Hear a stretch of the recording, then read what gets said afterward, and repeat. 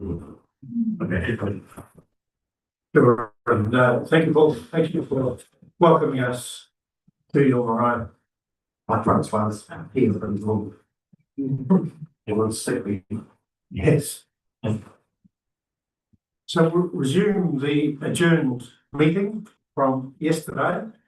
I'll note we've got Councillor Howard online. You can hear us okay, Joe? Good. Gina, good to see you. We couldn't see you yesterday, so thanks for your contribution. And Francois, I'm not sure whether you're online or not. Yes, yeah, I'm here, mate. Yeah. Sorry, I'm not. Sorry, I'm not there. Ashley as well. We can. Yeah, got you loud and clear. Thanks, Ashley.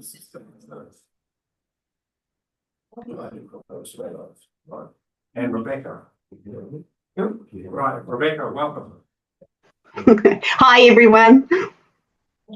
Thank you. So if I could just turn to the run sheet that has been circulated so that we know where we're going today. So the items, chapters in yellow were discussed yesterday. So this morning we'll begin with open space zones, industrial, commercial zones, etc. Follow through there. There have been late papers circulated or will be circulated, but I think those matters are covered by the fact that when we started yesterday's meeting, we dealt with the question of late papers. Are there any matters of process or the agenda that you would like to hear about, or Rose? Comfortable with the way things are going? Yeah. So that being the case, I'll ask Lois to take us the next paper. Thank you, Mr. Chair. So perhaps just a quick reminder for everyone here that what I'm doing when I'm highlighting key recommendations are changes from what is in the proposed plan. So mostly I'm not running through the provisions in the proposed plan. I'll give you a little soundbite of anything that I think is kind of key to understanding the recommendations, but mostly I don't do that. But I did notice that yesterday sometimes people were perhaps a little confused about what's in the proposed plan versus what's in the recommendations. So I'll just try and be really clear, because a lot of the recommendations are just to keep what's in the proposed plan. And so what the decision in front of you is about changes. So just moving now into the yesterday, all the things we talked about, the stuff that sit right across the whole of the West Coast. Now today we are in area specific matters, and specifically that's the zone chapters. So the zones are mapped and they the different sets of rules apply just to those mapped areas and zones. So we'll start with the open space and recreation zones, and just a bit of a reminder about this. These were new zones that are in the type plan. You didn't have open space zones in your existing plans. So we did a lot of rezoning to create these zones. There's 3 different zones. So the natural open space zone covers basically the national parks. There's a few ecological areas that are gazetted ecological areas, but it's essentially the kind of the back and beyond. It's mainly the national parks that are within the zone. Then you have the sports and recreation zone. This is mostly the district council facilities. Sport and I think the race courses as well. So those might be community owned recreational facilities. And then the third type of zone is the open space zone, which is kind of a catch-all everything else. So it's all the other parts that are owned by the councils. It is most of the DOC estate, so that includes all of the stewardship land, but also just because the natural open space zone is just the national parks, it includes a range of other types of reserves that are classified under the Conservation Act, and it includes cemeteries. There was have some specific rules for cemeteries because of that. Now camping grounds are in the open space zone as well. So the way in which the plan is constructed is the rules in these zones provide for what are just like normal expected activities that occur on the different types of parks. And so the permitted, the activities that are, they're just permitted, and the activities that are not park related are generally discretionary or non-compliant. Now, because the open space zone covers such a large area, which obviously has a range of different functions, it also provides for specifically for mineral extraction and quarrying as a restricted discretionary activity post-plan.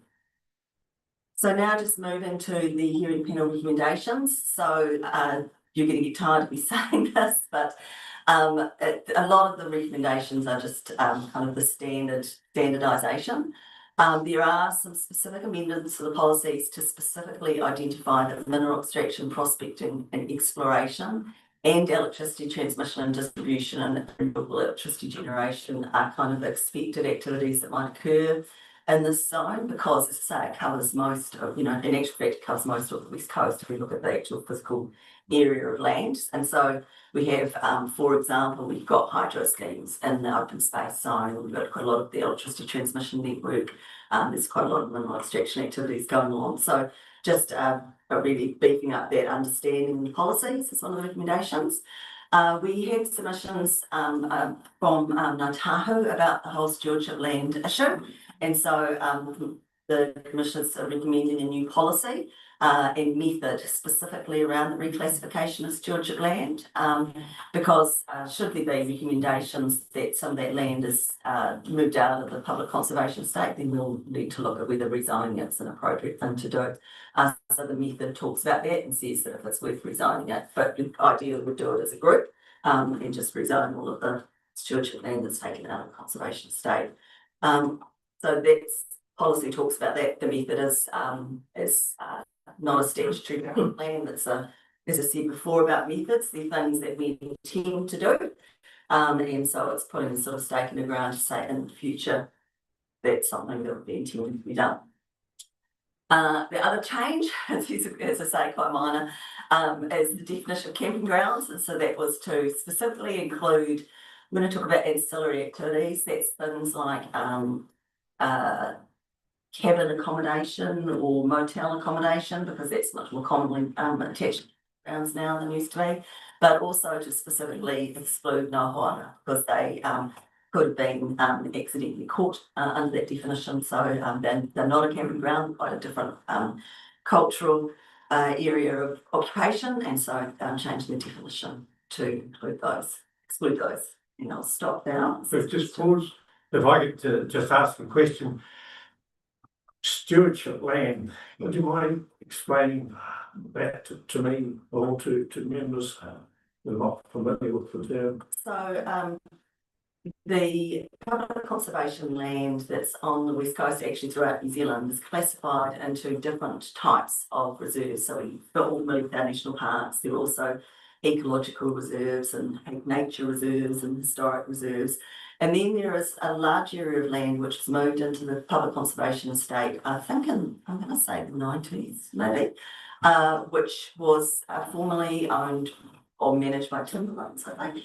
And I think most of that is the land which is called stewardship land. I think there's probably other land as well. I'm not that familiar with how it all moved. Oh, Dave might be able to explain this better because he used to work for DOC. Can I pass that question to Dave? Yeah, thank you. Yeah, basically, stewardship land is land under Section 62 of the Conservation Act, which hasn't got sort of some other classification like, the national parks under the National Parks Act, various reserves under the Reserves Act. A lot of the stewardship land that either came, as you say, from was reallocated from timberlands, or was, a lot of it was ex-Forest Service land, which, did not have a classification. Was quite a lot of it on the West Coast. It does include a lot of areas sort of, the border national parks and that, but it also does include a number of sort of, well, if you like, scrappy sort of areas and riverbeds and that sort of thing. And there's even a few little bits and pieces which probably in towns which we never got around to in terms of reallocating to councils or whatever. So that's the sort of areas we're talking about. Yeah. So So if I could say there are no, it doesn't have any special qualities. Well, probably doesn't have anything that's been specifically identified, like it's not a reserve for nature, or, nature heritage or scenic purposes or things like that. Yeah. But probably still has qualities, but just hasn't, been specifically allocated for a purpose. Yes, thank you. But thanks for a comment from Paul. I'm sorry if I could just add to that. Yeah. So Francois and I have been on this journey with the NATO panel, working on stewardship around with government for 4 years. And don't expect any miracles from this. It's currently stuck in cabinet. But there's 1 million hectares on the west coast, so it's not trifling. Yep. And a lot of that is I would say pristine, because backcountry, hill country, mountainous country, but there's also an awful lot of, as Doug describes, as scrappy land. Yeah.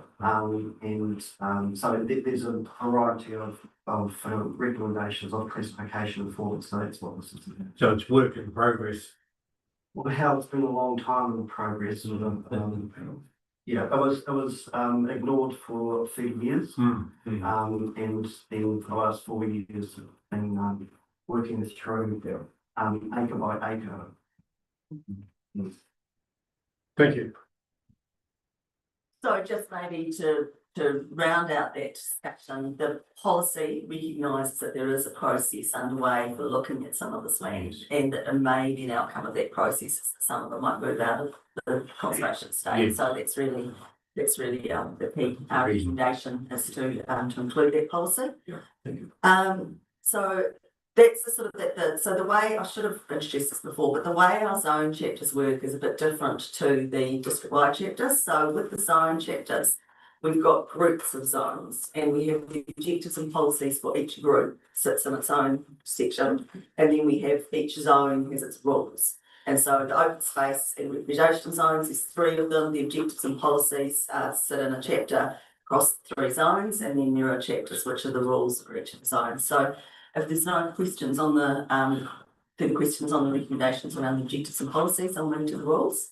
The first zone that I want to talk about is the natural open space zone. So this is the national parks. And this, the main submitter on this, with various lay submitters asking for things, but kind of the primary one who tended to hear was, of course, the national park.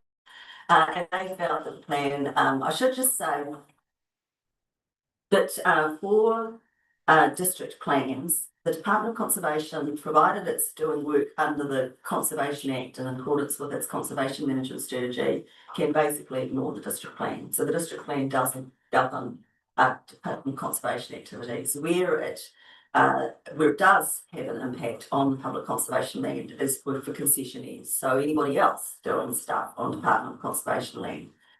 So DOC can go about doing whatever they want, essentially, and as long as it is within their kind of regulatory boundaries of their own legislation, then they can largely do what they want.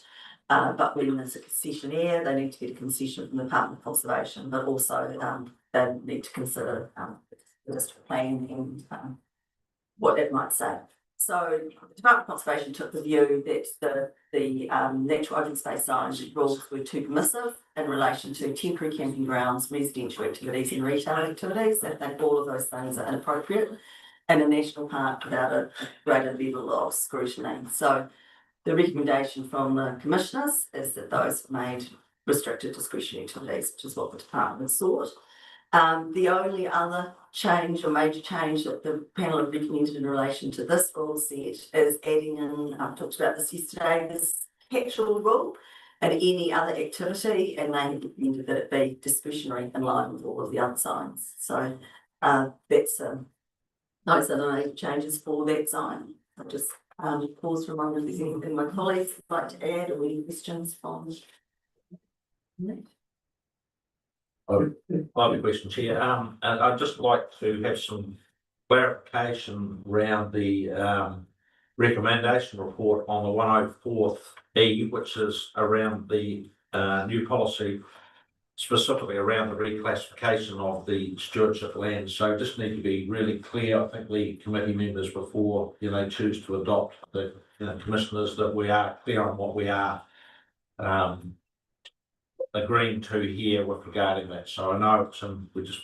Shall I read that out? Would that be helpful? And I think it's really clear that we know what the wording particularly is there. yes, certainly. And it can be later on if you wish, or whenever you want. I can do that now. I've been prepared today for these kinds of Yes. questions. My apologies about yesterday. So I have it in front of me. So the wording of that new policy is: when conservation stewardship land is reclassified, provide for the different functions, values, and purpose of reclassification in partnership with Posting Ngāi Tahu and key stakeholders. And just also for completeness, I'll read you the method as well, just so the method. So that is the Te Taha Posting Plan Committee will consider undertaking a plan change in relation to reclassification of stewardship land as part of their regular monitoring and plan implementation. The TTPP committee will work with Te Papa Atawhai, the Department of Conservation and Posting Ngāi Tahu to assess whether there's sufficient benefit of rezoning, and if so, initiate a change. So it's a review and then decide. It's not a you will definitely do it. So I guess that's because if it's only very small pieces of land, it might not be worth it. It might be hold up to doing plan change for something else. But if it's a large area of land, then you might say, well, this is really, it's got some significant benefits to the West Coast if we rezone it, so go ahead. But the method is just saying we'll look at it and make that decision then. Thank you. So the stewardship land is across such a wide part of the coast, it could go into all kinds of zones.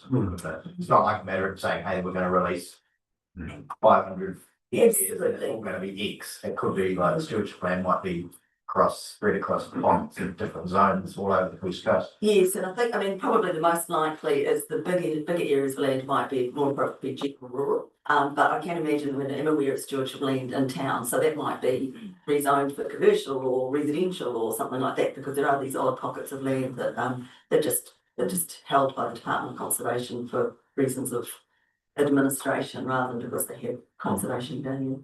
So it would be a case of actually looking at what is the right zone for each piece of land. Hopefully not a 4-year process, but to actually do that and something a bit more pragmatic. Paul, can I just ask across the room, this term reclassified, is that what you and Francois are working, and others presumably are working on? So, yes, so it's been done in conjunction with Posting Ngāi Tahu, and so we you asked Francois, and he commented on this as well.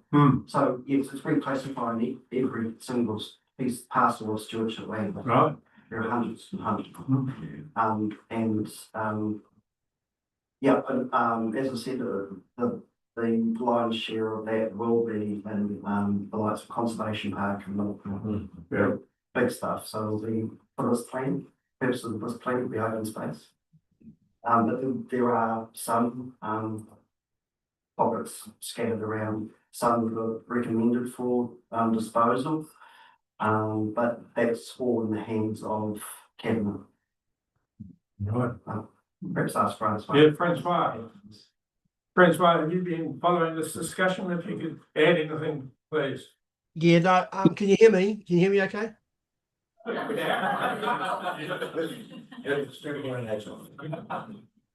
No, Paul's accurate. There's nothing really to add. He's part of the team, so it's just been a pain, but we'll get there. Do you anticipate, can you judge, is this going to take 5 years or 15 or? Oh, it's currently it's sitting with a couple of oh, excuse me. Currently it's sitting with the minister for a decision to go through cabinet, but there's a wee bit of politicking going on there at the moment between a couple of parties. So all we can do is hurry up and wait, to be honest. Right. But we've got the decisions done. The minister's just got to approve them. But we've got a party pushing back a bit. So it's in there. The ball's in their court at the moment. We've done our piece of work and we're comfortable with where we're landed. We've just got to wait for them to stop their childish behaviour. Thank you. Just sorry, Rex, yeah, one more, just final comment on that. My concern was that, the government have said they wish that, some of the, stewardship land could be opened up for mineral extraction and other activities.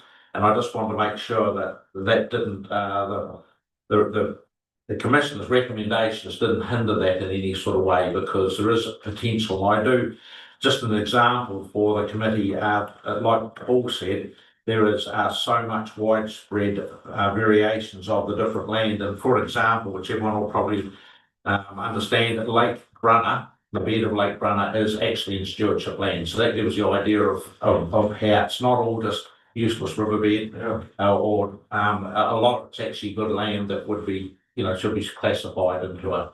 So like the bed of Lake Brunner, I think that's in stewardship, just an example. But there's a whole lot of other land that's will be open for mineral extraction, moss picking, and other activities, commercial activities. So I just want to make sure the committee are clear that we're. Thanks for raising the issue. Paul, you have another comment? Just to add to Peter's comment there, so in our stewardship plan panel, that's been at the forefront of our thinking, especially in the minerals potential. And so we have done all that we can possibly do to ensure that remains open. Even if the government can't make a decision on this, it remains a stewardship land, which means it still is open to mining and economic potential. But there are other ways that it can be done as well. So we have been very strong on that. However, noting also that the previous government had the mining mines policy, which killed it. It would have killed it on the stewardship land. So this government has taken a different approach and is open to looking carefully at economic potential on these lands, because they're not conservation lands, despite what certain parties say. They're just in a holding pen with the Department of Conservation. But yes, So there's likely to be no commercial restrictions on the stewardship land if it's back to us. You think?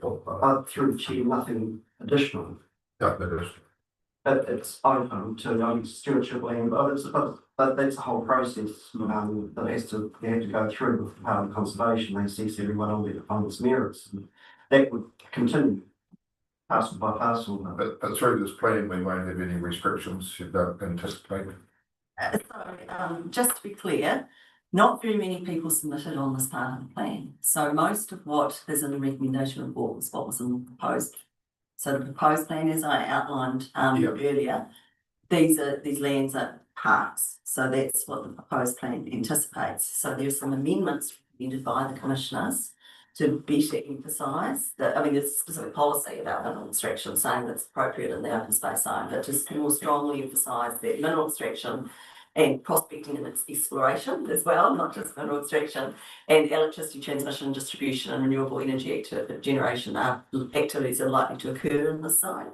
But it's not, it's most of the recommendations are just to leave what was in the notified plan. So I was just concerned, as Peter pointed out, moss picking and reed forestry is commercial. So we don't get to the open space zone rules. I can give you a bit more idea what's in the proposed plan at the moment for those.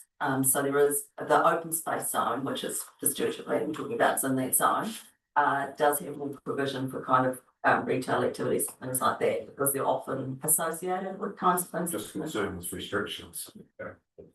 that's good. Thank you.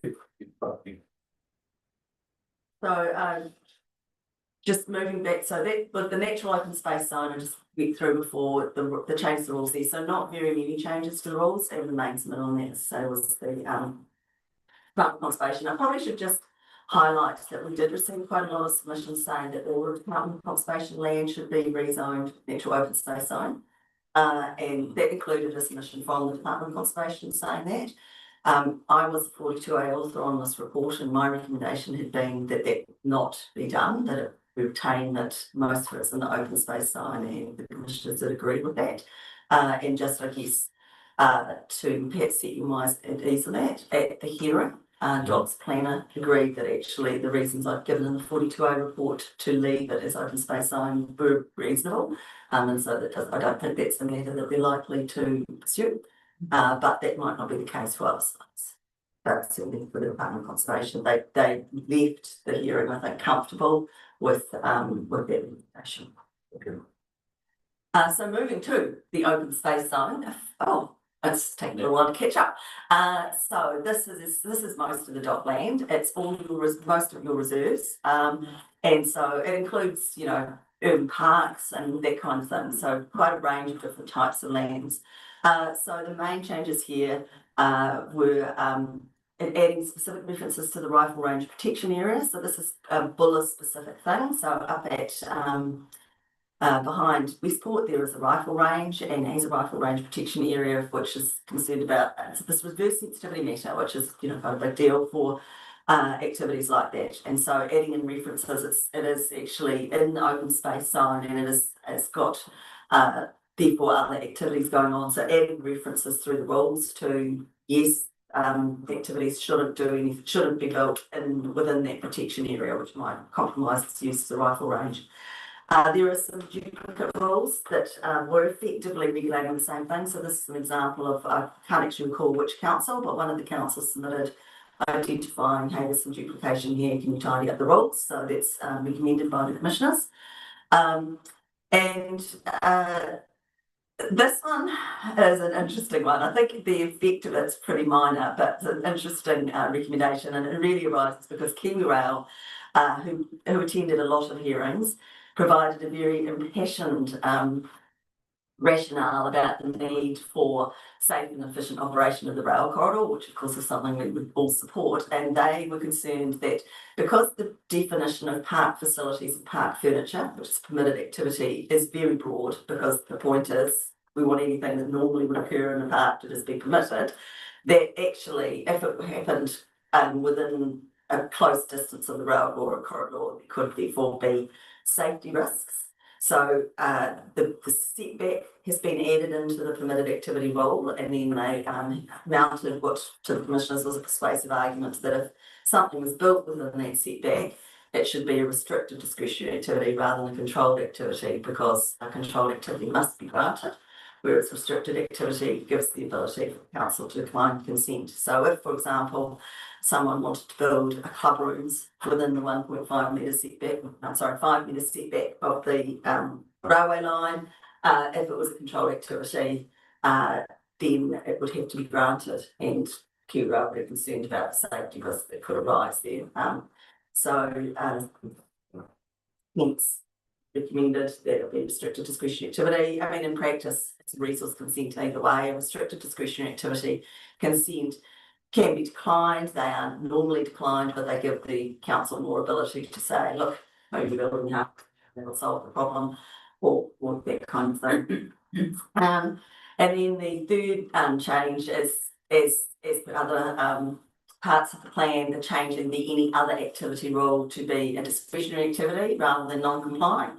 And I guess we're thinking about sort of the unanticipated activities that might come forward in some of this land. That's probably quite a good thing, because it does actually just reduce the burden on the applicant in terms of the information they need to provide to prove that their activity was appropriate in the open space zone. So, any questions, comments on that?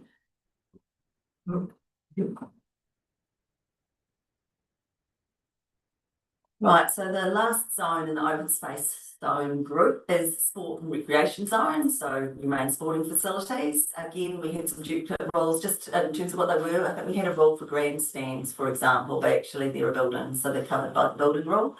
That same matter around the escalation for park facilities and furniture to restricted discretionary rather than controlled, because of the KiwiRail concern and issue around safety of the rail corridor, and the same change around allowing any other activity to be discretionary activity rather than compliant. So relatively minor changes recommended to this suite of rules. Any questions, comments? Any staff comments? Maybe just as a final thing from me, and just for those of you not familiar with these zones, because they aren't in your current plans, when we developed them, the real purpose, the key thing we were trying to do was make sure that your normal operations can operate unimpeded without accidentally triggering rules. And currently across, it's a different approach used across the 3 districts, but in Westland, for example, there are all the parts that are zoned whatever the surrounding areas, and that actually creates quite significant problems because you might want to do something like have a big event or build let's say club rooms or something like that, and then actually triggering residential zone rules. So, and definition, and then cover all participate on a day basis or even on an occasional basis in these types of zones. So hopefully that really means that you can just get on with stuff in an unimpeded way. All right, so there's one more slide on this. So this, as mentioned, that we did a lot of rezoning to create this zone. And so there are changes recommended from the hearing panel on the zoning maps. So 7 parks were identified by councils as being zoned maybe the wrong zone amongst them. And so there's recommendations to rezone them in accordance with what the councils asked for. There were also 4 privately owned properties that were incorrectly zoned open space zone, so they've been recommended to be rezoned to the appropriate zone, which is whatever the adjacent land is. So other than that, there's really nothing that I've identified that I'd highlight to you in relation to these recommendations. Just out of curiosity, how did the 4 privately owned properties, how did that come to anyone's attention?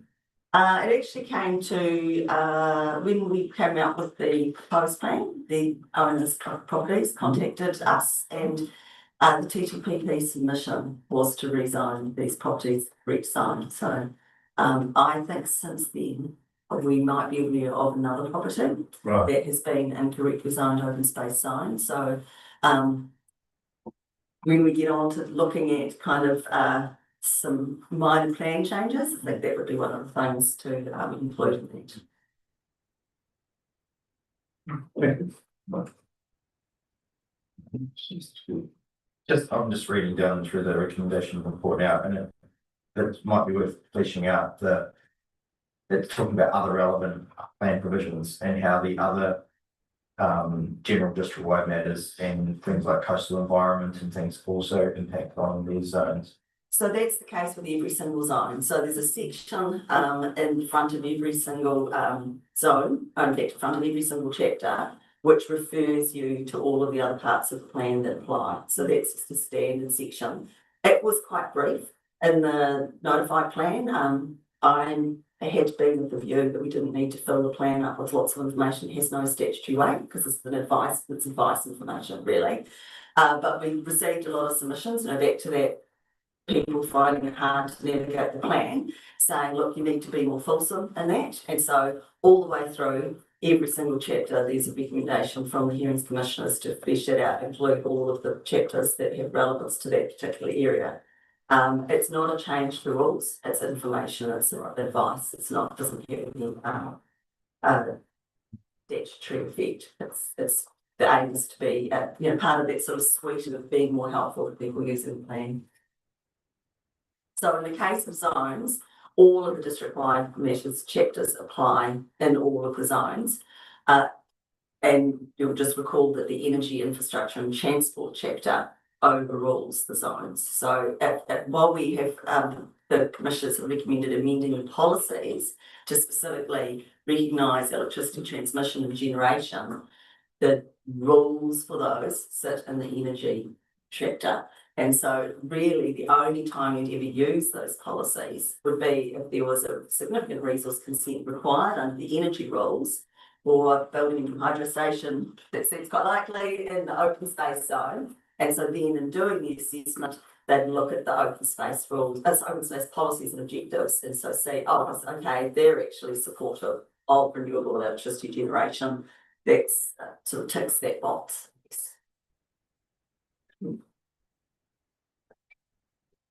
Thanks a lot. Okay, so I'll move now. The towns. It's exciting, sorry. So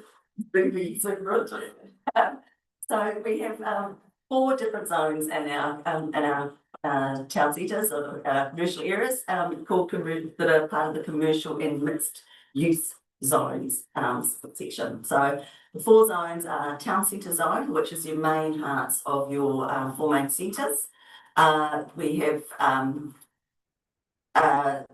the commercial zone, should have been a space there, new line. The commercial zone is kind of the outskirts of your main towns and the smaller commercial areas that are sort of dotted around the region. The mixed use zone is used primarily in Greymouth, but there's a little bit in Westport. And this is really a transition area where there is a lot of Greymouth, which is a few years ago did your Greymouth CBD redevelopment plan, identifying all this land that is not really living up to its potential, I guess you could say, and is actually held back quite a lot by the zoning provisions at the moment. And so we use this mixed use zone to help the transition of that land. And so that anticipates more of a mix of commercial and residential. Currently, it's a lot of it is zoned either commercial or industrial and doesn't allow for residential development. But the experience of other cities with these kind of older areas and the redevelopment of them is that you need to bring residential into that mix, bring residential closer into your towns to help make them thrive. That, you know, people living and working in an area makes a big difference to the vibrancy of it. So that mixed use zone's been specifically developed to try and do that. And then we have your local shops, which are neighbourhood centre zone. So your current plans mostly only have 2 zones or even 1. Your town centres are identified in all your current plans with special rules. But this mixed use zone and neighbourhood centre zone are new. And they're kind of to try and be more bespoke for those areas. So in terms of the recommendations, so again, the objectives and policies sit across the 4 zones in a separate chapter. And so the recommendations on the objectives, and I guess just to give again some context, what are we doing in these zones is, in the case of town centres, we want them to thrive. We want to, you know, create the rules are sort of designed about the idea that town centres are often pedestrian focused areas, that you want to have shelter from the elements, that you want to have, you know, things that support the vibrancy of the area. That your outer commercial areas are a bit more car based, and that really with the focus of managing those is around still giving a reasonable level of amenity, but also not particularly not impacting on the neighbouring, usually residential areas. But if we're going to have, which all of these zones do, allow for more residential in there, we need to make sure that they're not really awful places for people to be living as well.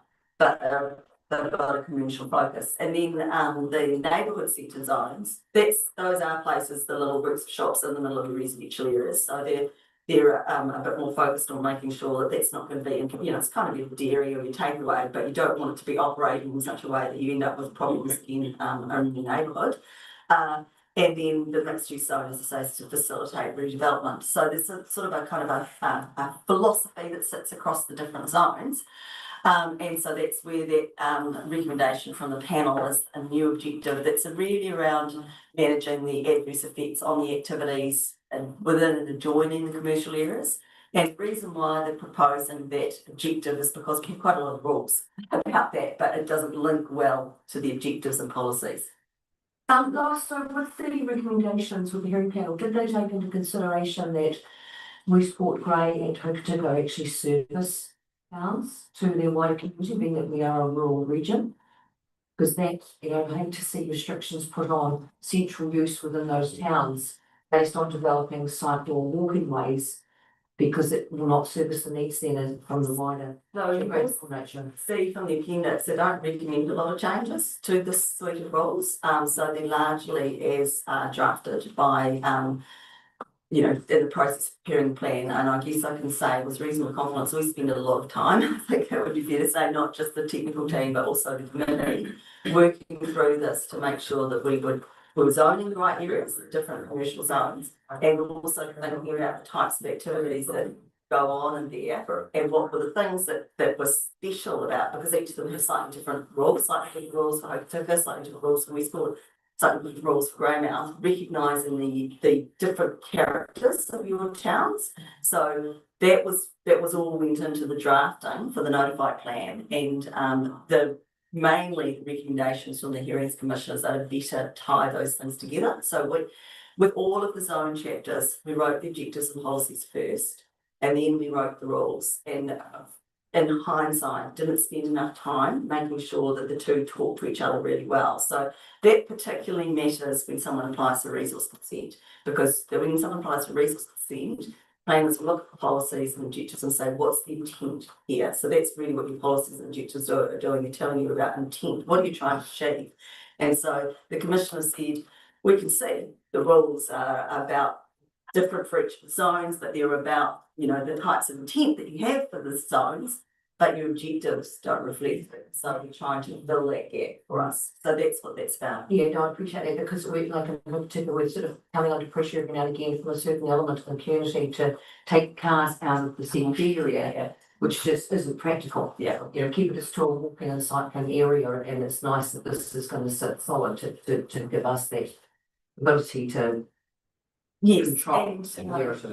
And I'll talk about it in a bit more detail, maybe not actually, but we actually have in the plan 4 sets of town centre design guidelines, which are developed for each of your town centres specifically about what you wanted to see in that. So they're guidelines, they're not rules, but they're also to help that kind of understanding about, if there's new development going on, hey, look at these guidelines, they'll tell you what's wanted for Hokitika, what the idea was, what you're thinking about. And they're different for each of the areas, and they reflect, I think in the case of Greymouth, of course there was the CBD redevelopment plan.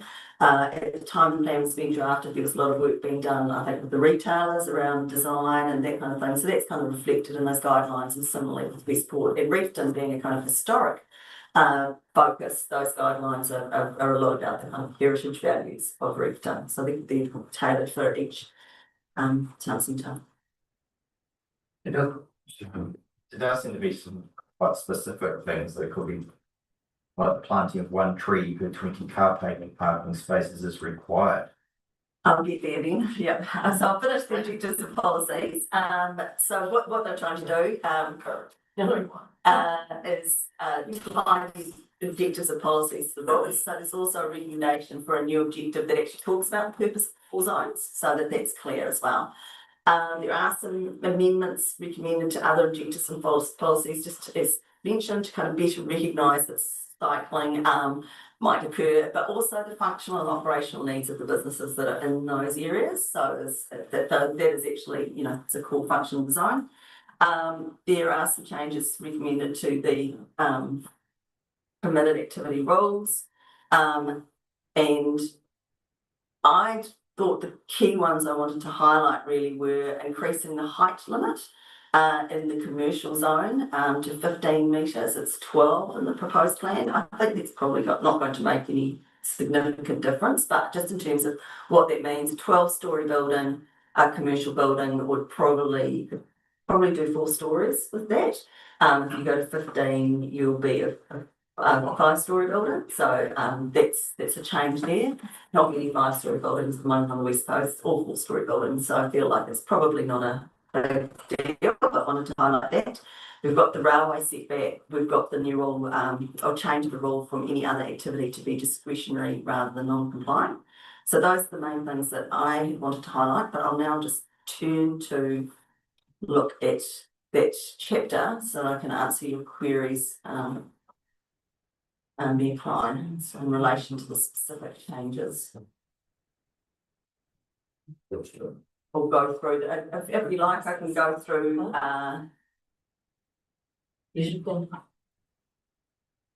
sorry, I know my screen is so blurry on my eyes, so with my glasses on. I have no attention. Stuff into your head. It's not what you were bringing as well. Yes, good. Western sunshine, don't Yeah, I know. It's a curse, isn't it? I break it down with me from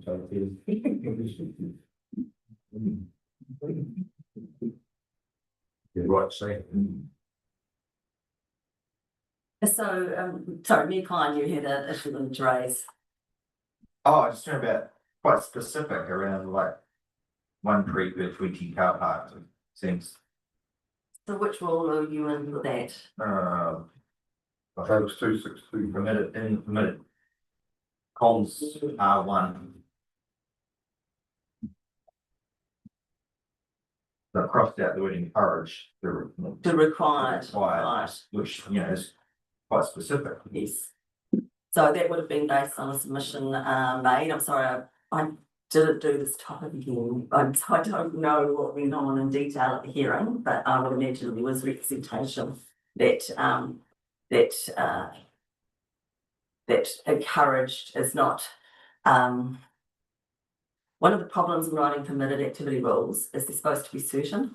And so that people know what's required. I either have to do this thing or I don't. And if I have to do it, I'll do that and then I'm still permitted. And then, but by putting the word encouraged in, it's probably ambiguous. And so therefore they would have gone, okay, well, we need to change it to required. So I imagine that's probably the origin of that. Probably the thing. Mostly kind of like 7. So there are, just in terms of those very specific changes, I might just highlight, in case at least one of my colleagues wants to talk about this, I hadn't been aware until our technical team discussion. I don't think it has a big impact on this set of zone rules, but it does, you know, requirements. So that right across the zone rules, the commissioners are recommending that there be a requirement that where you have residential development, that there is firefighting. It's not an urban area, but it's somewhere that's not serviced by your water supply network, that people have to provide firefighting with water in accordance with code of practice. Now, I understand it's actually quite a significant change from what you currently do. So there is a requirement to provide firefighting water, but the code of practice has quite a high amount of water. So we'll talk about that more in the rural zones, but just notice that it is one of the recommendations in relation to probably the neighbourhood centre zone, firefighting water. There are also some recommendations in terms of the detail of the rules around the where we have residential development in these zones. So provision for out space, some changes to the amount of area required for waste storage. So those kinds of details have been looked at as well. There were also some recommended changes to town centre guidelines. Because the guidelines, I haven't highlighted them, but probably the one that I particularly noticed was the reference to colour in the guidelines. There was a submission on that, and it's recommending that that be removed from the guidelines. Pretty much more thank you. That's the one I was just looking for, because I read that the other night and it was like, well, it's a change because we specifically wanted some colour guidelines. We don't want more orange concrete boxes popping up. And this has been taken out. And so I think that I don't agree with. Yes, so I guess I wasn't at that hearing, but reading the submissions, I think that the owners of the orange boxes were probably the submitters. So, and they mounted a persuasive argument, I guess, at the hearing that was, you know, a step too far in terms of restriction. I mean, it is a guideline, so it's not actually a restriction, it's a suggestion, but the commissioners are reviewing that be removed. So how do we override that? Can we reject or accept? Yeah. That's all we can do. But I mean, personally, I think that can persuaded unduly on that one. Well, I guess I wasn't at the hearing, didn't hear the evidence presented, so that, you know, it's a pretty hard judgment to make. And the end, you know, as for all these things, you asked the commissioners, or got the commissioners to hear all the submissions, consider all the evidence and make recommendations. And so we're not in the position of being able to, we didn't do all of that. And so the only thing, if you're unhappy with the recommendations of the commissioners, you can do is say, have another hearing. Sorry, does that colour thing sort of apply to like the Eastern as well? But they're very specifically trying to keep the historic look. So I mean, there is a lot in the guidelines about the historic look. So when I looked at it, I thought, well, I liked the colour thing too, as I wrote those guidelines. But I didn't feel like, I still feel like there's a lot of stuff in the guidelines that gives you quite a lot of ability to explain. And they are a guideline, they're not a rule. So we never had a rule that said you can't have a bright orange building. We said when you're building new buildings, look at the guidelines and try and incorporate the guidelines. So I guess that I would imagine that when you're someone's building a new building and you're then meeting with their architect or designer about the building design and looking at the guidelines. They're probably also talking with the council staff about, how you want to make this permitted activity. It does still give the opportunity for your staff to talk about the design intent for your centres. And there is a lot of guidelines about the historic nature of your towns and those kinds of things. So that leaves it back with the discretion of the staff. It always did. To interpret. It always did. So the proposed plan, it wasn't a rule, it was always a guideline. So that hasn't changed, it's just the guidelines no longer with that colour. I think that's part of the problem. That's why we ended up in this buildings in inappropriate places. Because someone comes along with a commercial proposal, and a big commercial proposal, rather than saying, well, that would be changing colour to a more neutral type colour. But if the colour was part of the national branding, then they're going to stick their toes in. And whereas we should be saying, or move to the edge of the CBD. So I think that probably the rules do help with that, but the rules don't regulate colour. There is no rule in the plan, in any zone that regulates colour. So regulate colour, you need a rule. What they do is they do regulate things like, particularly in your town centres. So I'm thinking Hokitika Core, Greymouth Core, Westport Core, Redfern Core. They regulate things like the bulk of the buildings, and so and the amount of glazing, they have to have a canopy over it. And so there is quite a lot in there in the regulation that is your permitted activity provided you do these things. So for example, if I leap to one of the town centre zone rules, which was T. So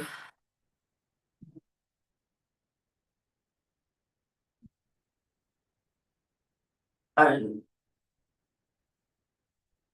I look, for example, in Greymouth, which is rule TCZ3, they have to have a continuous veranda we've got specification about how that has to extend. We've got requirements around external storage, screening, and that kind of thing. I think there's some rules that apply across all of the centres.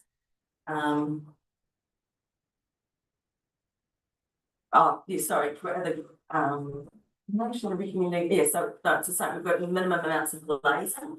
So that's kind of breaking up the building. So if I think of some of those really big buildings, one continuous wall without any glazing. So really, I was walking past some this morning actually on my morning walk. It's like they're not very pleasant as pedestrians. So the rules and the plan do actually say you need to have some glazing in there, public entrance that is welcoming. So they do have things like that. But I guess the time that we were drafting the plan, the view of the committee and the staff was we've kind of got to walk a fine line here. We need some good design things in here, but we don't want to make it so hard people don't want to do anything.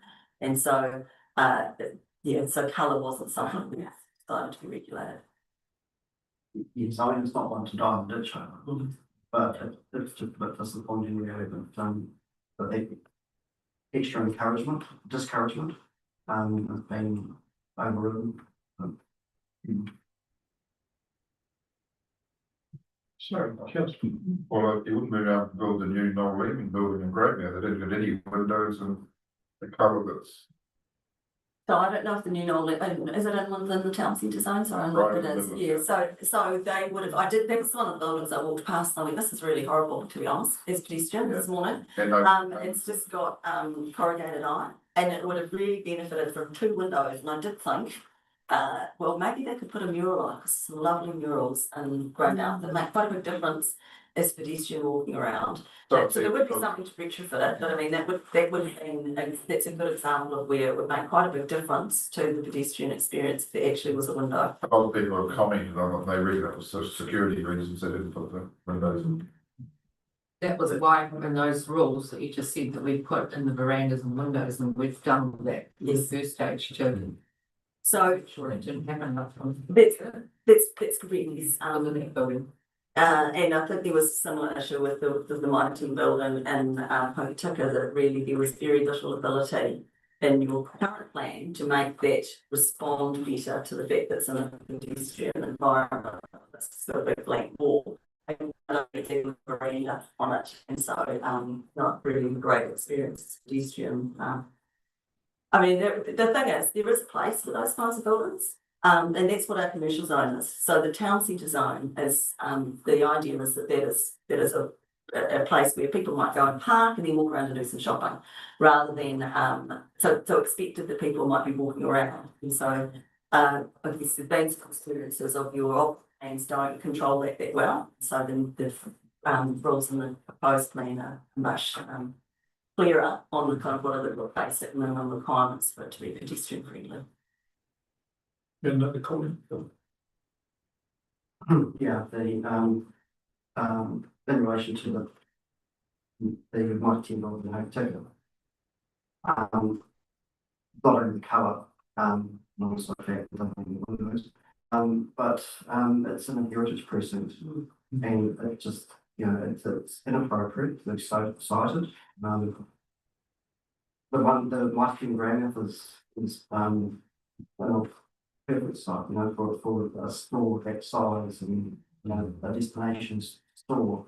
And this one should have been the same, just a little bit further out, and definitely not in the heritage precinct, but there's nothing to stop it, and that's just currently to stop.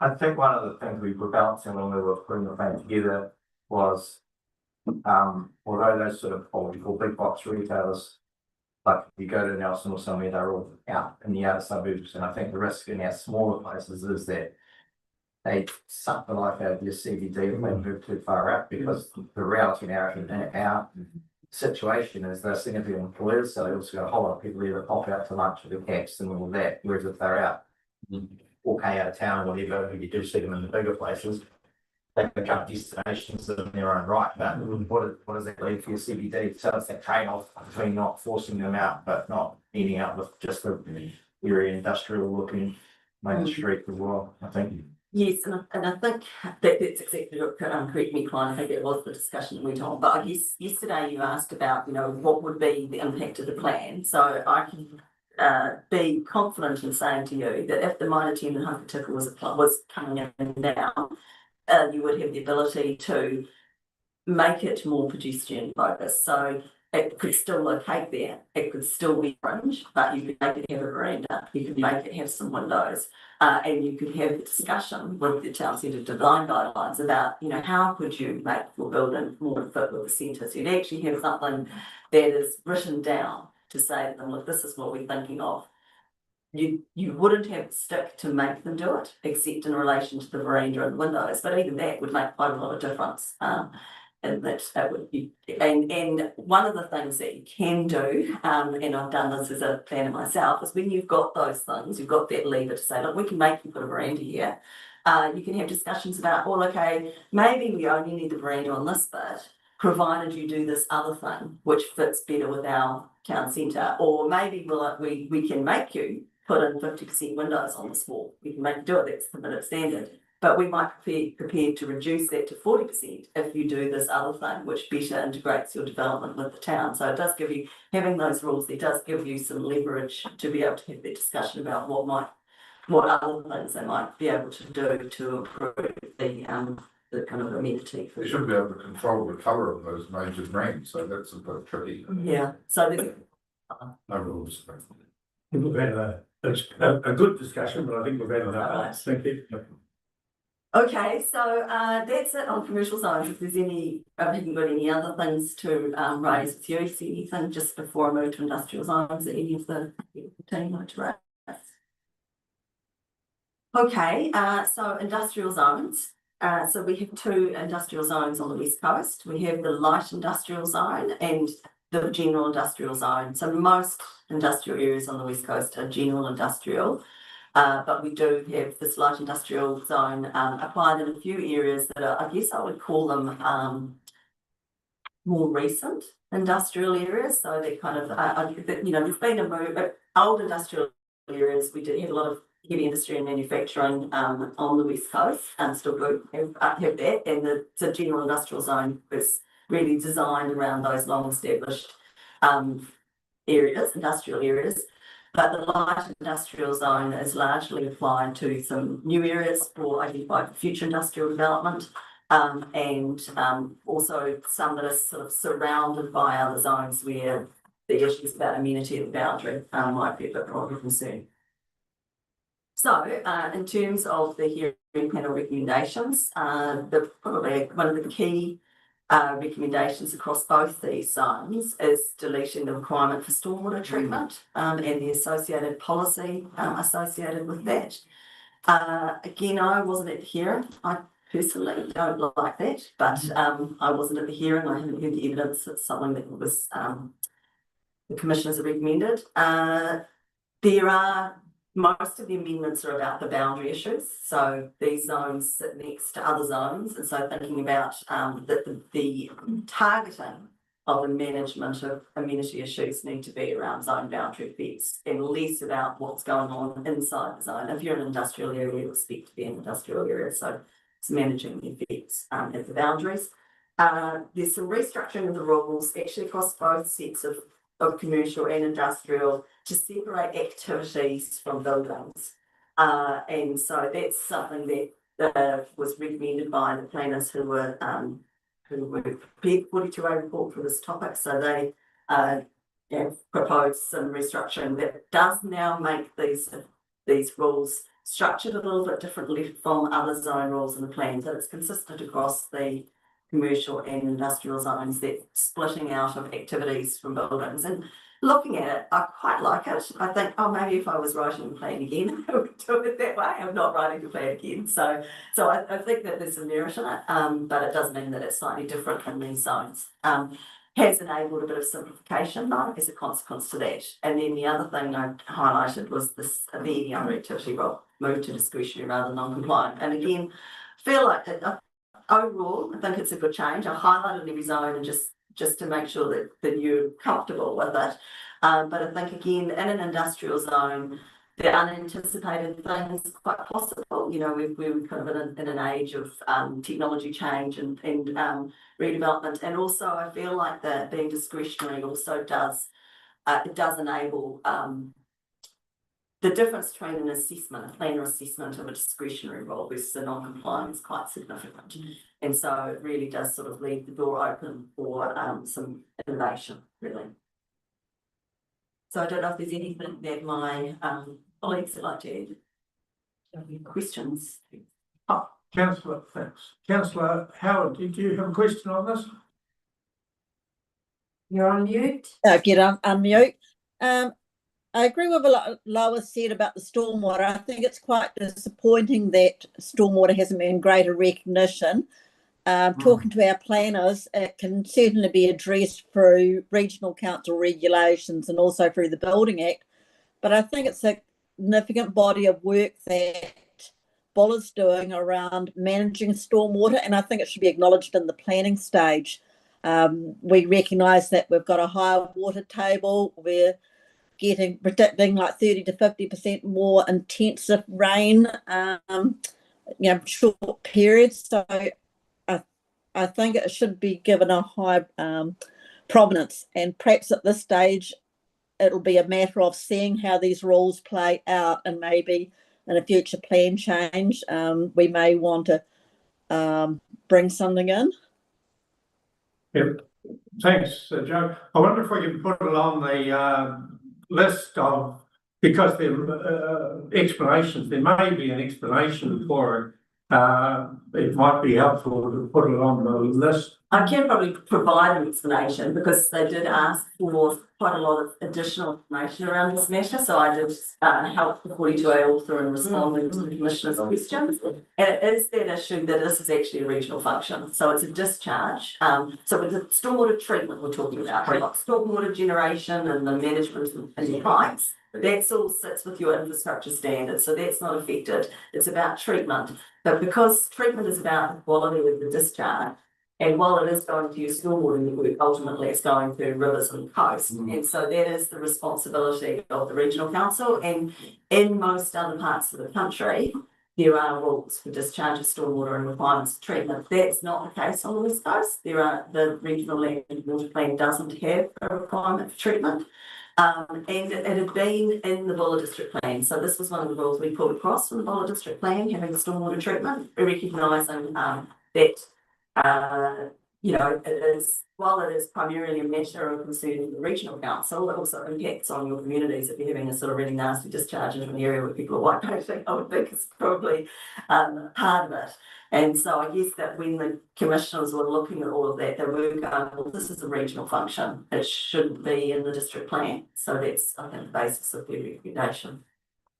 Through the chair, I actually asked that question as well, and that's what come up. It is the treatment. So if there's a activity in that industrial zone that's discharging oils or fats or the likes, that would then require oil separators or fat separators or the likes, so that the water that went into the stormwater system isn't contaminating any creeks or rivers. It's not it's not flow or volume or that, it's actually the contaminants. So it's treating It not work like that now?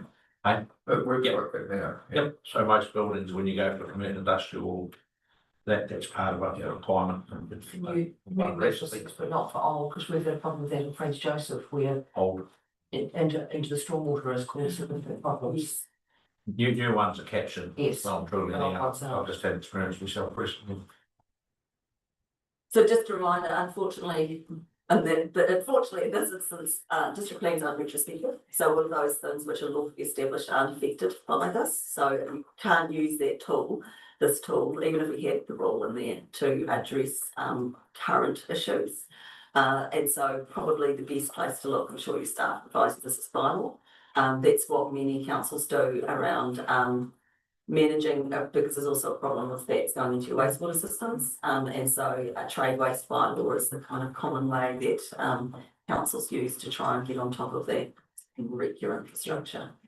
I wonder if we could just take the opportunity to consider the some of the matters that have been raised as we've gone through this, and Councillor Howard touched on this, the possibility of a plan change, as I understand it, in the future, because there are all sorts of things that come along, the colour of buildings or other things, and I'm sure in the next 12 months, as staff are working with this plan, there'll be other issues. So this is a rhetorical question perhaps, but one could imagine that the omnibus plan change in 12 months, 2 years time, which picks up a whole lot of these things like colour or stormwater or the other myriad of issues that are coming along. Is that the standard way of dealing with those things? It is, absolutely. And I think that I mean, obviously plan changes can be expensive. So I've thought about this in terms of how you would cheaply do a plan change. And I think it would be a really good idea. And I guess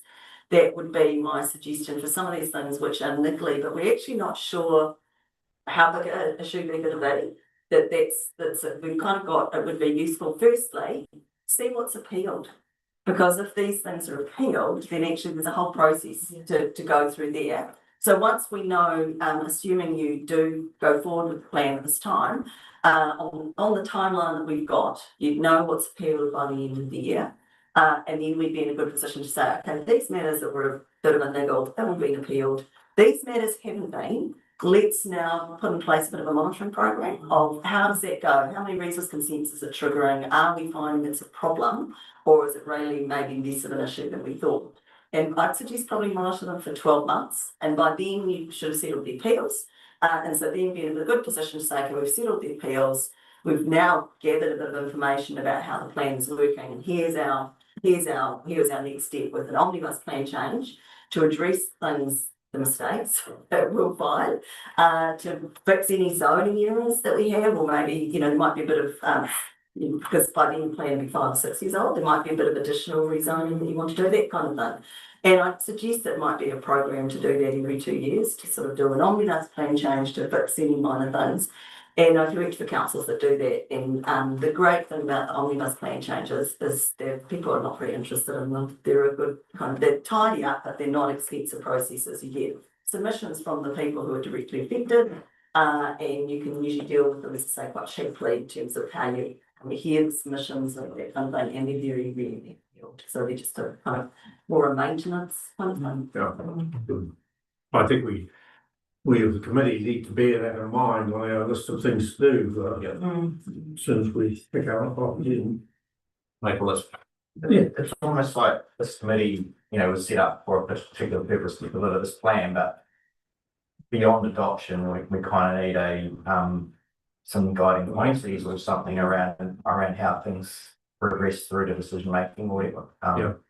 Terms of reference might need to change, or whatever. My understanding is where the chair was this committee, not the people on it, but the committee, with new members, is enduring, so it will actually carry on and do all those things. And if someone appeals something, my understanding was that anyone that submitted in the first place has got the right to as well. So if the council's actually, and we're talking about the colour, someone appeals that, if the councils had actually submitted, or any party had submitted, they can actually join into that as well.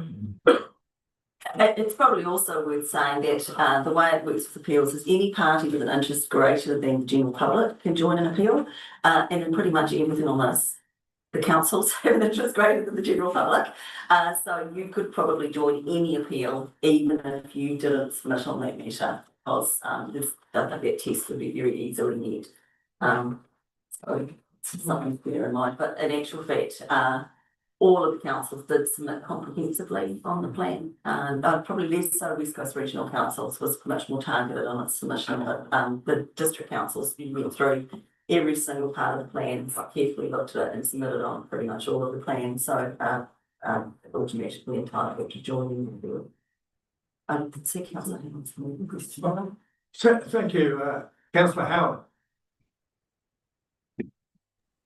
But the reason why I bring up some of these stormwater issues now is we actually skipped over the stormwater section when we're discussing infrastructure. We'd actually had sort of a tea break, and then we moved on to the next section.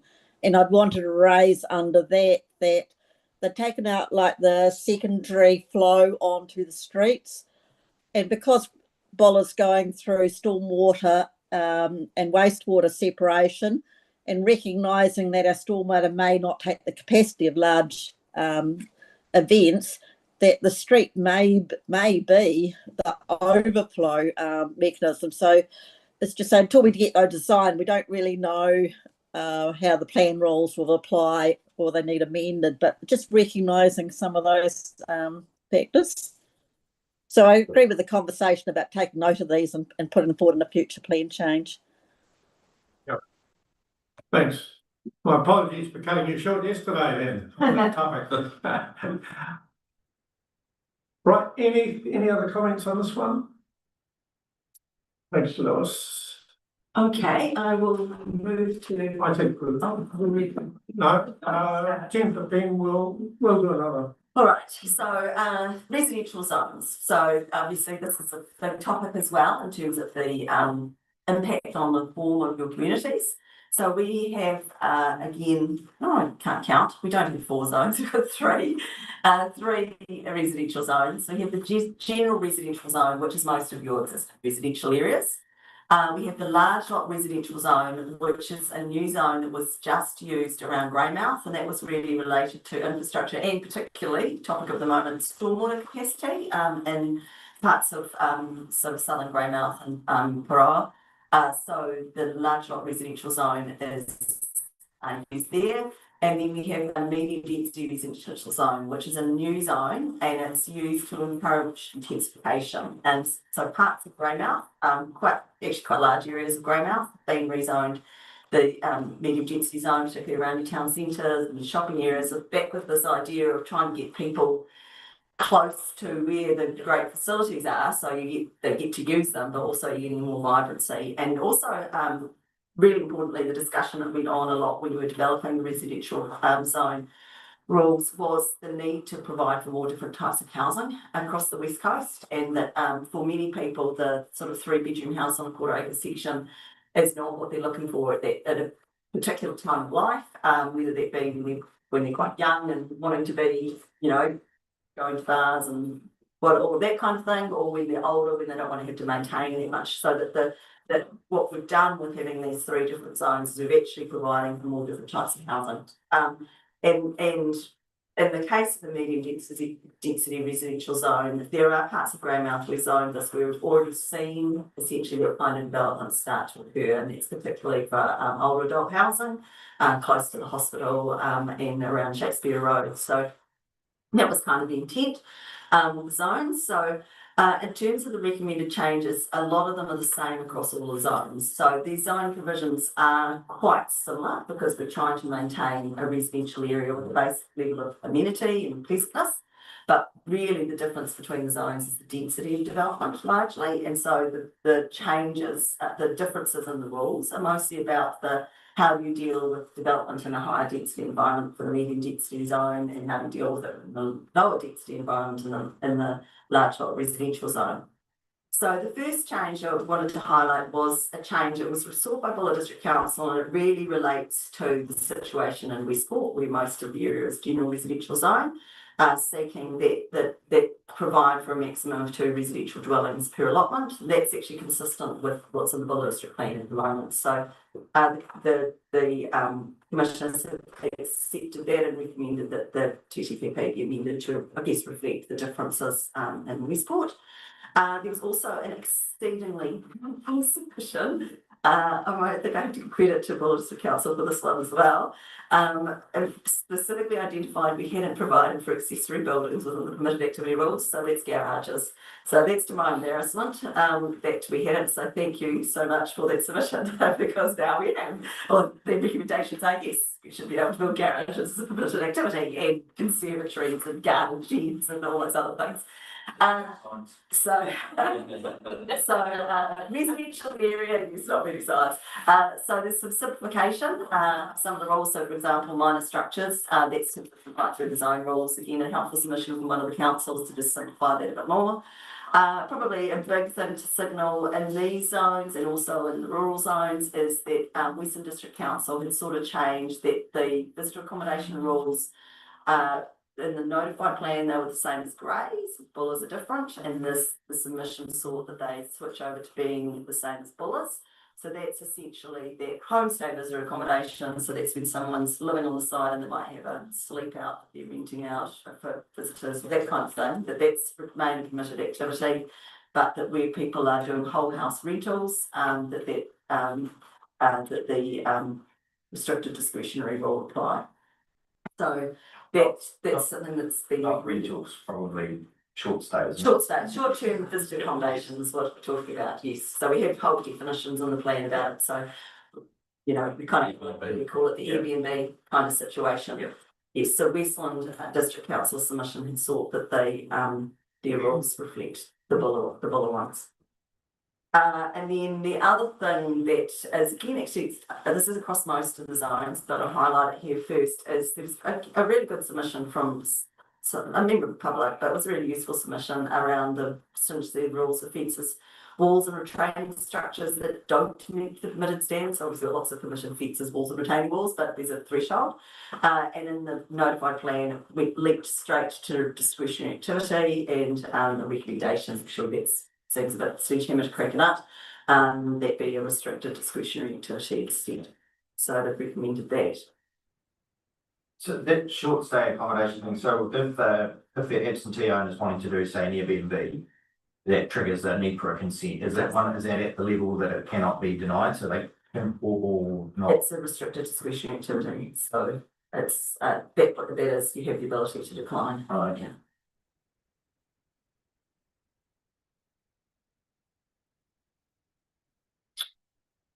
Any questions? Look. Right, the last zone in this group is a large lot residential zone. Now just should highlight that with this rezoning recommendations, this zone now also will apply to Bulla at Alma Road. There's an area that's recommended to be rezoned to that, so just something for the Bulla councillors to be aware of. It's already applies and notified plan applies in grey. So again, just that change specifically providing for garages. And the same sort of simplification of some of the rules and the same reduction in stringency of the rule for fences, walls and retaining structures. So actually not much to add. So we've, across the group of residential rules, some sort of, I mean, this would be an example of the kind of overall simplification, reduction in stringency on things that don't, that, you know, the proposed plan was a bit heavy-handed in its level of regulation. So moving to the zoning maps and the rezoning. So I just have to say with all of the rezoning, I'm just going to talk about what the recommendations are for rezoning, but there were loads of submissions for rezoning and most of them have been recommended to be declined. And that when we got all of the zoning submissions, we did go to all of the councils. These are all of the rezonings that are sought in your area and are included in the 42A reports feedback from the councils about council staff, I should say, the technical team, about their view on whether there was merit in the rezoning to be looked at or whether there were issues that the 42A office should be aware of. So the 42A office, the person who wrote the review of the submissions and recommendations to the commissioners. So so your technical staff have seen all of this multiple times. So hopefully the rezoning that we've landed on largely is supported, but I'll give them a chance to speak to that. So the main rezoning that is recommended in this area is the Alma Road Terrace area in Westport to a mix of zones. I've got a map to show you in a moment. The road reserve that is adjacent to the O'Connor home in Westport was zoned general rural, and so it's a recommendation just to change the road reserve to general residential. The main effect that has is the setbacks that are required for the O'Connor home with their further development. So if it's general residential, that I need to be miles back from the road, whereas if it was general rural, there's always kind of requirements around setbacks. There were 4 areas that were identified by Bulla District Council as being incorrectly zoned in Repton, so they're recommended to be rezoned to general residential. There was a property in Cobden where the landowner was very, I'd have to say, upset at the zoning of it for general residential. They bought it as a lifestyle block. Paired at hearing, provided quite a lot of information and their concern about being rated out of their property with the rezoning. So the commission had quite a careful look at that and appreciated that the reason why it was rezoned was to allow for growth at Cobden, but that after discussions with the Grey team, that probably that is something that maybe could be looked at in the future, that it wasn't needed right now. And so if the landowners are already upset about it and concerned about the potential impact on, they run a kind of a visitor business with horses and things like that, they're really worried about it. So the commissioners have recommended that be back to general rural zone. Again, I've got a map, the Kayata Park zoning, some changes to that, sought by the developer there, Ball Developments. And then there's 5 properties on the Seaview Terrace in Hokitika that are adjacent to Silverfern Farms. They're recommending their zone rezoned from general residential to rural lifestyle zone. Those properties, I have to say, Silverfern Farms were quite a regular participant in the hearings, and they were very strongly concerned about reverse sensitivity issues, and that, you know, heard about reverse sensitivity threaded a lot more through the plan, and they have been They're involved in that. If I was to pick an appellant, Sylvan Farms will appeal, I would expect this, because they want those properties and in fact all of the CU terrace rezoned to general rural. Now, of course, when they put in their submission, the development on CU terrace had actually already been approved, so they were not very the plan was based in Queenstown or something like that and just wasn't really live to what had happened on the ground. But the commissioners did do 2 site visits to Silverview Farms and looked really carefully at all of this area and the issues of reverse sensitivity. And so that's reflected in their reports on both the industrial zones and this zoning report as well. They thought very carefully about this. And the recommendation is those 5 lots, which I'll show you, that run a rezoned rural lifestyle. That's how they're currently developed. So they haven't been fully developed as residential, they're kind of on smaller farmland things.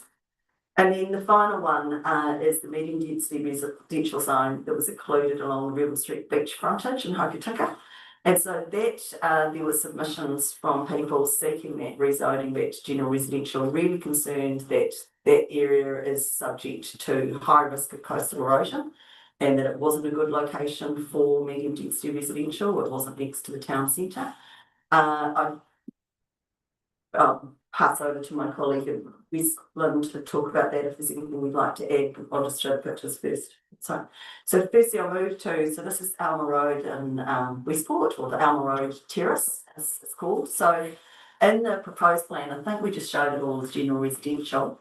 And so there were quite a number of submissions opposed and supporting, and it was one of those difficult situations where the master planning for Westport and the timing of the proposed plan didn't line up. And so we zoned it general residential essentially as a kind of a holding pattern to at least signal that it was going to be changed and that that was the area where development was preferred for the future of Westport. So anyway, this map here was what the Buller District Council staff arrived at as a proposal in conjunction with the Buller, they had a technical planner expert and also in the end a noise expert involved in all of this work. And so there was a pre-hearing meeting and a series of further meetings with the submitters to sort of work through the implications of this plan. So just to, it's a bit hard to see, so just the yellow is general residential, so that would be as per the notified plan.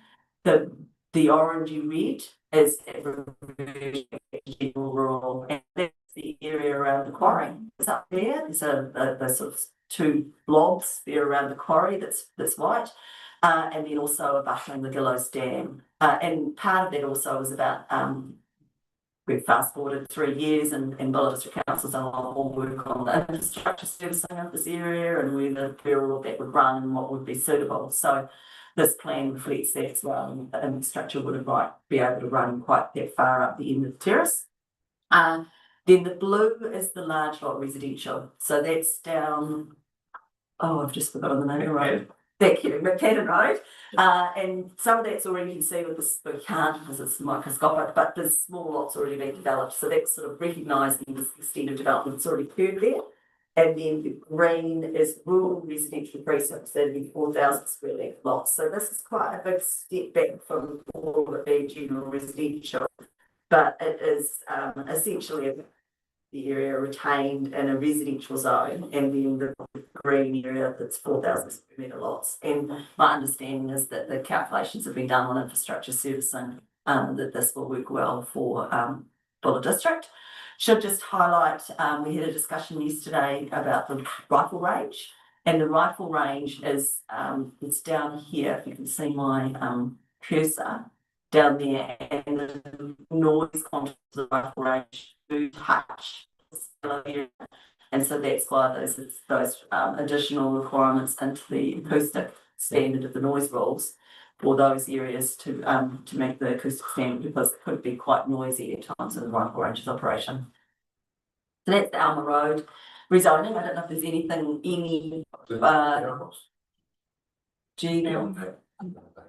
is there anything the Buller staff would like to add to my synopsis there?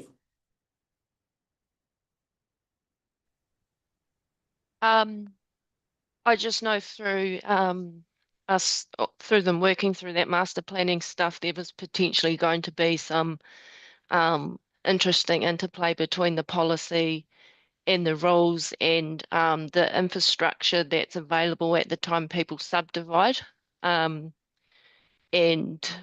there's a bit of tension there, I guess. So it's just something I'll be looking out for of how the policies ended up in line with the rules, especially with the large lot residential, where if the infrastructure's not there, are people expected to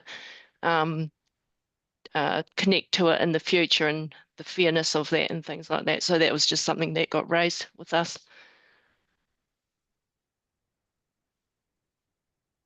Yes, it is difficult there because Buller District Council didn't submit on the large lot residential zone because we didn't have any large lot residential zone in your district. But now with this rezoning, you will end up with it. And so the provisions were drafted thinking about grade and thinking about the issues in grade. So it might end up being one of those niggly things, that first plan change, but it might need to be some tidying up or beefing up of policy to better support its use in other districts. And I guess that, we found now it's quite it's one of those things, now we've got it as a zone, turns out to be quite useful in other places, and so it might warrant a second look, that kind of first phase of, oh, is this something that we could improve on? So I'll move to the next one, which is in grey, which is the Kaiser Park rezoning. So this is a difficult one because the developers' aspiration for the land and what will economically work has changed from when they put in their submission. And so we had a lot of issues of trying to determine scope. This was a difficult one. So there was substantial rezoning of this property in the proposed plan, and now this is the development plan that was in scope with their submission. So some further area of light industrial zone to residential, and then we still sort of have this is mixed use here, so as a buffer between the industrial and the residential, sort of moving into there, and there's open space, there's the green buffer areas, but in actual fact the preference of the developer would be for all of this area to be settlement zone, but they didn't ask for that in their submission, so it wasn't in scope. So I imagine what they're going to do will probably already are thinking about developing the front part of the site, but it might be one where further rezoning is something to look at in the future because it is a big block. Obviously, for those who aren't familiar with the history of this was a new area opened up for development. There were some ideas that it would be a inland port for Greymouth, or for Grey. So a lot of it was zoned industrial, and then the first part of the industrial development was developed, and then Solid Energy was sold, and this was back in the 10 or 15 years ago. The market for this industrial land just disappeared, and so the developer was left holding. He had built quite a lot of infrastructure to service it with a very big cost that they're holding. And so then have looked at how can it be developed to meet what are the needs of the West Coast now, and housing is a big part of the need of the West Coast now. And so we worked with the developer in developing what were the zoning recommendations for the notified plan, and that was kind of fitting with the stage of their planning, but a bit like Alma Road, time moves on, people are getting their planning better sorted, and so this amendment goes part way. But as I say, that actually, like some of it, they've realised that there's a mix of what people want in terms of housing. It's back to that housing choice thing. They don't all want the same thing, and ideally a kind of mix of zones, types of residential would be preferred, but we didn't have scope within this submission, so this was the best we could get. Anything at all that Grey folk would like to on that? Okay, so this is the medium density residential rezoning recommended to general residential in Hokitika on the Rebel Road, beachfront side of the road. So there are some other places in Hokitika that are zoned medium density residential up on the Seaview Terrace and also at the racecourse. So there was no concerns raised about those, but there was several submitters, and commissioners went down and had a look, sought information from the West Coast Regional Council about the seawall and its effectiveness, and also the long-term maintenance of it and keeping it in place and all of that kind of thing. And of course, a lot of these properties, you can see this is the zoning map, doesn't reflect reality. Most of the green's in the sea. And so they were concerned that actually it wasn't probably a good location for longevity.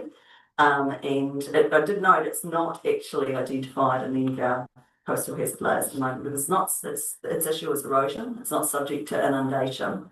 But nevertheless, when they looked at it, they felt quite uncomfortable about the idea that there'd be more intensive development there. So that hence the recommendation that I just want to ask Olivia if she's got anything to add.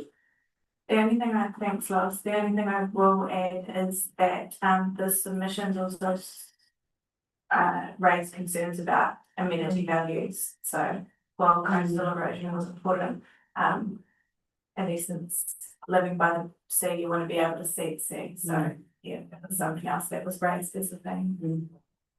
Last also true, because I mean, when this was done, the racecourse was just left land. Whereas now we've got a housing development and a retirement village going there. Was that going to sort of? So you've had to, because these rules aren't in place, you've had that all consented under your current plan. So of course then it will become sort of existing use lawfully established activity. So it's only really worth rezoning if you think you want to do more and might want to use one of these more enabling zones that TTPP offers. But if it's all consented and then going to be built, then it might just be fine to leave it as it currently is. Right.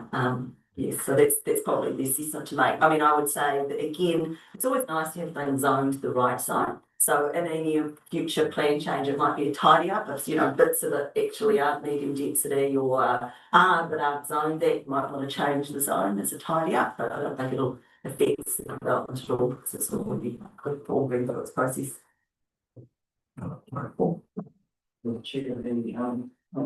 I'm pleased that the hearing commissioners weren't panicked on this one with the climate change and the whole sea level rise and all that overarching stuff, because this is this probably is the closest built up area to the sea on the whole type ocean. Granity probably the next, and the so it's important that they've recognised that they might express some nervousness by the sound of it from Wales, but they're helping them, and I think that's commendment for that, because there was potential here for it to become quite gnarly. So they have recommended it move back to general residential, not medium density. But I mean, it's one of those things where this is quite a hurried change. This is quite a late change to the when we went from the draft plan. This wasn't identified as medium density in the draft plan. It was a late change. It was introduced by the Western District Council to zoning. So I guess that what I would say is now you've got some experience with medium density, you've started to see it built. You might want to, again, one of those things, have a bit of a think about what's your long-term sort of future for the use of that zone in Hokitika, and people get, as they see it built, they get more comfortable with the scale of the development as well. I think that it was when we were drafting plan, there was no terraces or any kind of thing. Everything was single level residential. People were quite scared about it. I remember that in my community when we got our first medium density residential. But once you start to see it, you can say, oh, okay, this isn't quite, it's not Coronation Street. This is something that you can develop that fits with our community. Just a question, moving on, the things starting to develop on the coast, and some of these zones aren't appropriate, we need a new one. Yeah. And you have to do the changes that you're talking about. What's the time frame for that? So,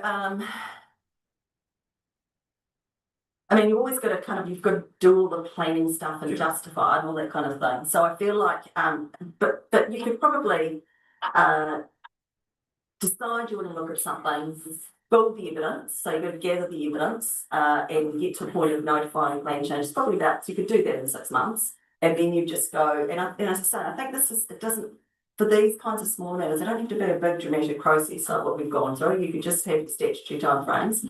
So I can't remember, but I'm just going to say 40 working days of submissions and 20 days of hearing. So you could do, in theory, you could do it all within 12 months. You might slide out to 14, but you would be able to run an efficient process And as I say, I'd recommend you bunch together a bunch of things, some rezoning, some plan fixes, some, But there's been a lot of people waiting for this plan to come through. Absolutely. Science. yeah, And I was just concerned that it was going to be the same timeframe to change it for other areas with the developments ahead on the drainage group especially. yeah, so it is always the problem, is that Yeah. it takes a jolly long, so that's where having the small, discrete, just bunch a few things together, plan changes can be much more efficient and much cheaper. Thank you. We're ready for break. Yeah. Well, we're breaking shortly, I imagine. Yes, yeah, coming forward. So it's in relation to again, change from medium density to general residential. And this essence means. And actually, fact, you can still do medium density in the general residential design. It's just, it's a discretionary activity, resource consent, not a, I don't know what it is. So it doesn't stop it from happening. It means a bit more careful look, I think it would be what I would say. So if someone wanting to do that, it's not good. Apply, but it would be a more careful look. And the thing that also to be aware of is most of your towns are all, people are in like 800 square metre sites. The minimum lot size in the general residential zone is 350 square metres. So pretty much every, and you can might be able to just microscopically see there's been quite a lot of subdivision on the other side of Rebel Street because the minimum lot size in Western Districts is 350 square metres. So people can subdivide now. The difference between chopping your backyard off and putting a house on the back, sort of traditional, just chopping it up, is that you're only going to get one house on the back, whereas medium density allowed for, you could maybe redevelop it into getting three, for example, because the minimum lot size is lower, which means a different type of development. It's not just another suburban house on the back. It might need to be duplexes, or it might be a terrace.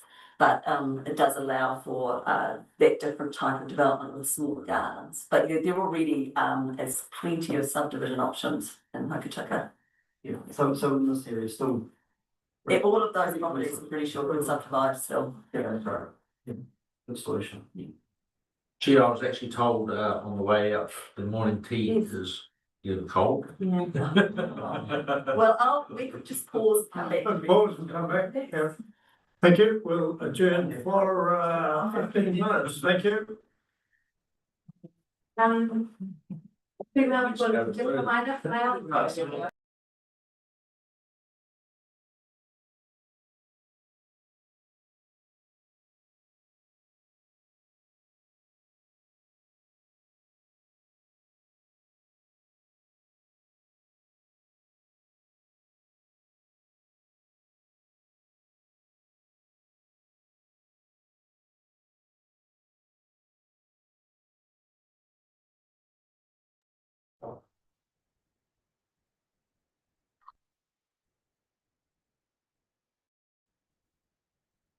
So just following on from that, Rebel Street, also in, so I'm clicking back and forth, in Wetland District. So this is, I mentioned the properties next to Silverford Farms. So Silverford Farms is the big purple block.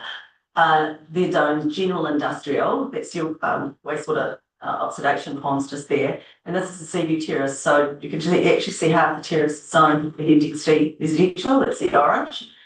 And the rest of the terrace is zoned general residential, including these properties here.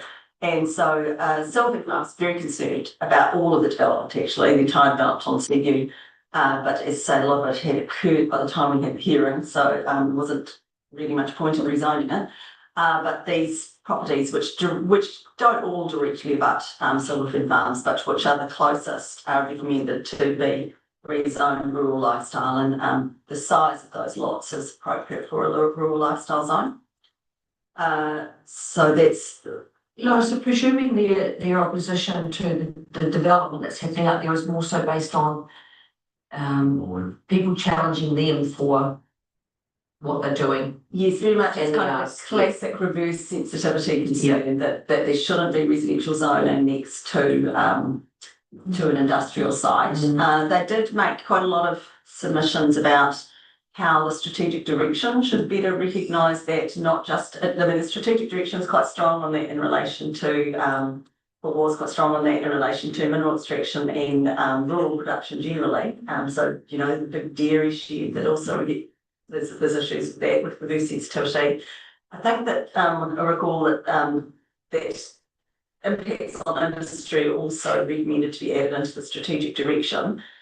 So it is a bit more of a theme now in the recommendations and plan, but they're very concerned about that, and particularly about noise, and that there would be complaints about noise. But as I say, the commissioners went out there twice and had a look at that, and the actual building and the current development is on this part of the site. So they don't occupy all of this at the moment, but you know, obviously there's potential for expansion, and it's all zoned industrial, so there could be other industrial uses that also want to protect future potential there. I mean, my view was that the property's been built now, and they wanted them to be general rural, but the rules are essentially pretty much the same between general rural and rural residential, but rural residential has different setbacks, the sort of things that, sorry, rural lifestyle that recognise these smaller lots. So rural lifestyles are more appropriate than putting a big lot zone on smaller properties. So,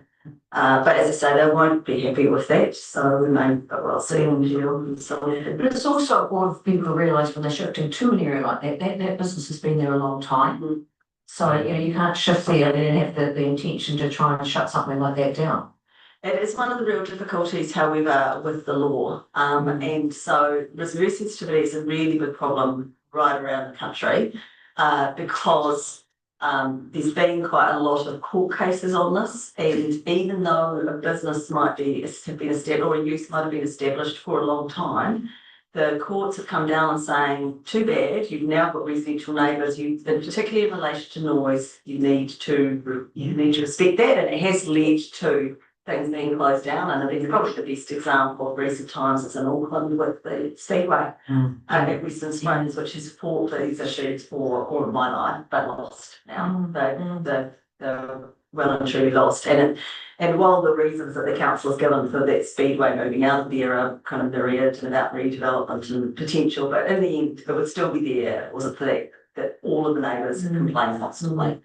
And have taken and have been to court on it, and because it's gentrified, so it is something to really think about going forward. The plan's got a lot more recommended in there to beef that up, but it's an ongoing problem because people want to be, they like the moving out into the lovely rural lifestyle. It's wonderful until they wake up in the morning. It's bright lights as the cows being milked, or someone wants to do some alluvial gold mining or whatever. Through the chair, I definitely sympathise with Saltburn Farms and that, but that's prime residential land along there. But that's the problem we're faced with along the coast. And we've got a couple of examples back in Greymouth. I hate to say it, so over 50 years ago, I drove a concrete truck where the Allied plant is at the moment, and at that time, I could only remember seeing two houses from there. Now it's encapsulated right round it with residential houses, and the other one was IPL. Years ago there was hardly a house to be seen, and now it's the same thing. So people in the best interest in those times actually build way out of town enough, that's still close enough for getting staffing and that, but it gets built out. So you have got that reserve. So it's probably a message to planners. You've got to be really careful at what you do, because it's 50 years actually goes around pretty quickly. Another factor here, of course, is right across the road, sewage poles. There's sensitivity. It's a bit much more sensitive than that. So I have read that people have swum them. Charge it work. Let's move on. Right. Residential zones. No. Is there anything else that anyone wants to ask or raise before we move to rural zones? really minor thing. In page 335, it said West Drive, Hoover Valley, of course, it's 3 mile. Okay, thank you.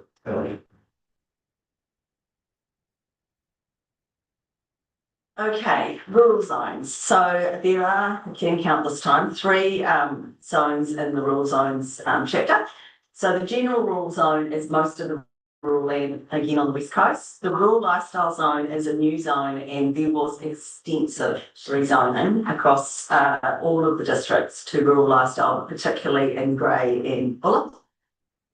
And then the settlement zone, which replaced the zones in the operative plans around kind of the rural township areas. And the settlement zone, because we were in the straitjacket of the national planning standards, we have ended up putting quite a different range of different types of communities in the settlement zone. So it includes the sort of wild, small coastal villages of Okuru and Jackson Bay and all those areas down the west southwest line. It also includes Punakaiki, and it includes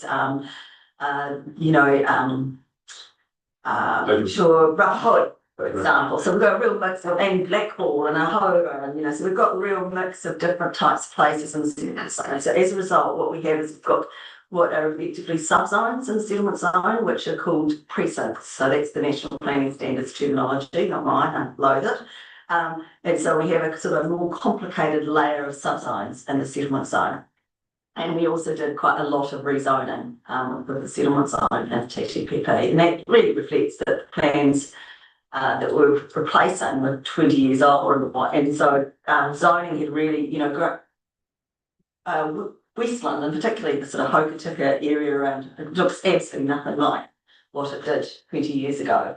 And that's probably the same with all of the districts, that things have really changed a lot. And so we've got a lot to catch up on. But also, not wanting the plan to be immediately out of date, a lot of future thinking about where would more growth go. So in terms of those different zones, so we actually do have a precinct, I've forgotten, in the general rural zone, which is called community living, and that's essentially the Gloria Vale community. And then we have another one, which is called highly productive land, and it's specifically a subdivision precinct, and it restricts subdivision in those locations to 10 hectare lots. And then in the settlement zone, we have got these different scales of settlements, and therefore these different precincts within the settlement zone. So in terms of what the commissioners have recommended, just turning now to the, once again, this part of the plan, you've got objectives and policies which sit across 3 zones in a general chapter, and then we have individual chapters with the rules. So the objectives and policies sit across the 3 zones. These are all rural zones, and so following that theme that we have heard from, that the commissioners heard from submitters the whole way through, and that they've been recommending around, strong emphasis on reverse sensitivity, supporting primary reduction. That's very strongly something that they recommend for this chapter in terms of the objectives and policies, and in fact a new objective specifically about reverse sensitivity. And again, also I think this is that thing about making sure that the objectives and policies, where as much as possible, support what's in the rules. With that problem that we have, we wrote the objectives and policies first and didn't do enough cross-checking back to see that every rule was supported well by a policy. So they're trying to fill the gaps there. So as a result of that, there's also an additional policy recommended specifically about the general rural zone and its importance for primary production. And so we're going to talk about mineral extraction on Monday, but I think it is really important to recognise, firstly, that primary production is farming, and it does also include mineral extraction, so it's part of primary production. And we know that even though we have these specialist zones, actually a lot of the mining that occurs on the West Coast and will continue to occur on the West Coast in the future will be in the general rural zone. So the policy really needs to strongly recognise that. So that was a recommendation.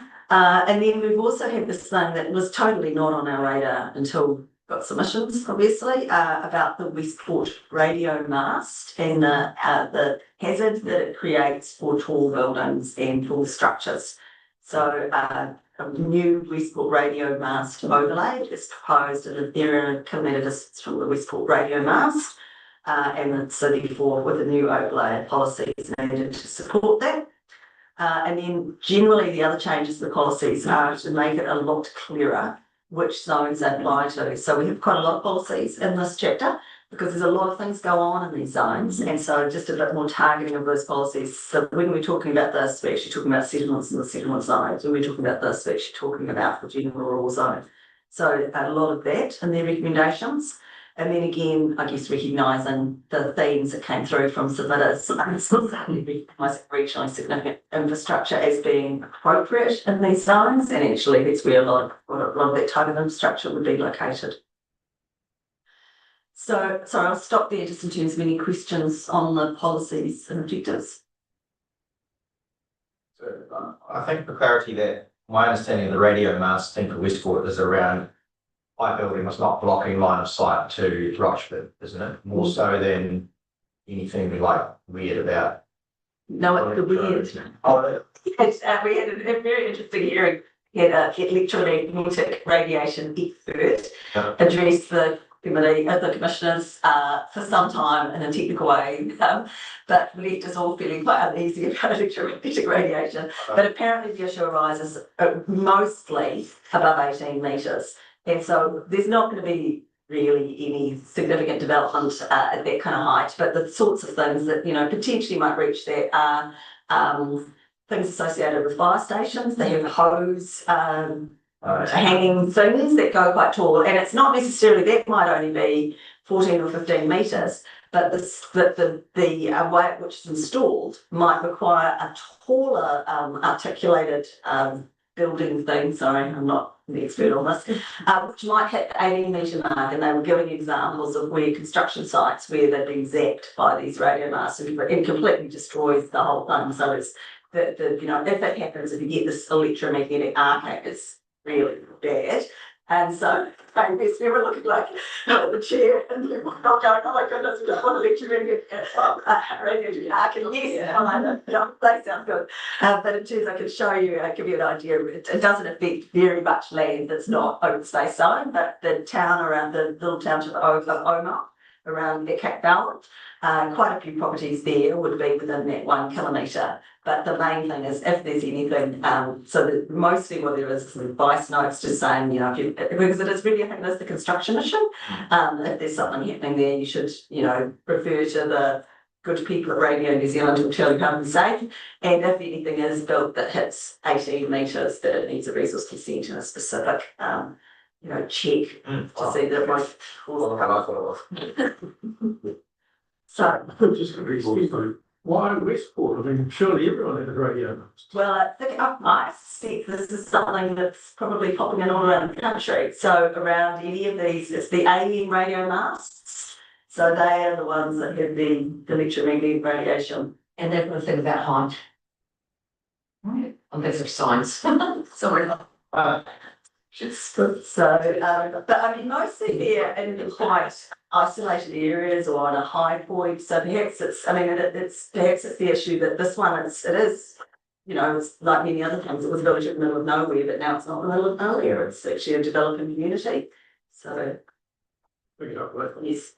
And so that's anything else on the objectives and policies. Okay, we'll move to the rules. So there's some overall recommendations for across all of the zones, which are consistent with other zones. So the setback from the rail corridor being the first one. And then also, I'll just jump, the requirements for firefighting water. So I mentioned that before. So I actually might just stop here and ask Mr. McInerney to just give a comment on that, because I wasn't aware of the issues around this, not being very familiar with firefighting water requirements. So yes, essentially in the Grey District over about 10 to 12, probably longer, years ago, we had a hybrid approach with regard to the national standard for firefighting water that FENS require. That was agreed to specifically Grey District and FENS staff at the time for unreticulated areas, 20,000 litres held aside for firefighting.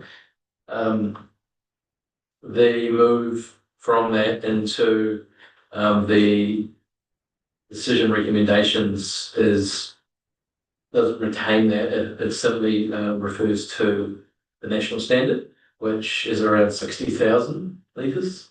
So quite a considerable change for the Grey Districts. However, noting though that it would be required to be imposed unless an applicant went to FENS, Fire Emergency New Zealand, and requested a reduction with supporting evidence. Creek, pond, other And that would be provided as an effect party approval essentially from the hills. Is there? Can I just get clarification? So would that be per property? Because it seems quite unlikely that every house on the street is going to go on fire at the same time. So you would think if there was a provision made in the vicinity of a couple of tanks or whatever as part of a development, how do they address that? Because it's crazy if everyone's good. Its prominent use is rural, because reticulated supply is can be up to a wee way away, and the need for immediate capability to find water.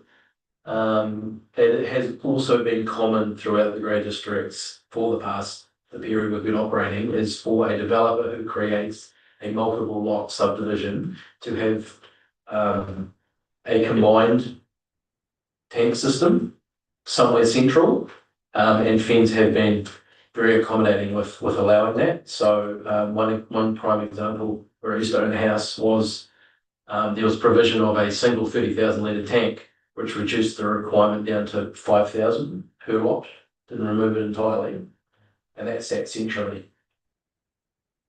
But that again, I don't believe the standard caters for that specifically. It would have to be at the approval of Environment New Zealand by the consent process.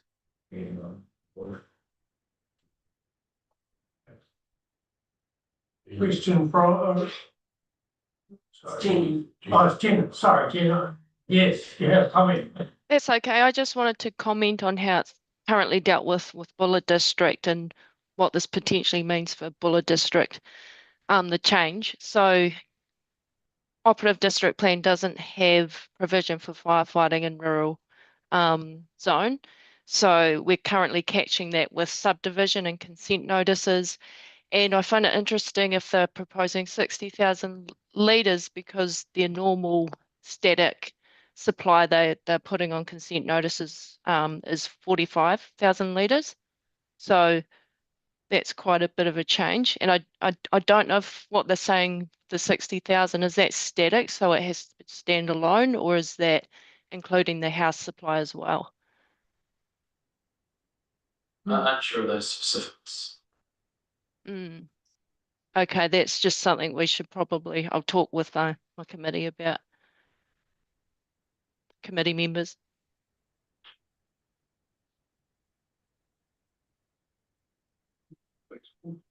In relation to Whakaina, it also applies, for provision for firefighting purposes.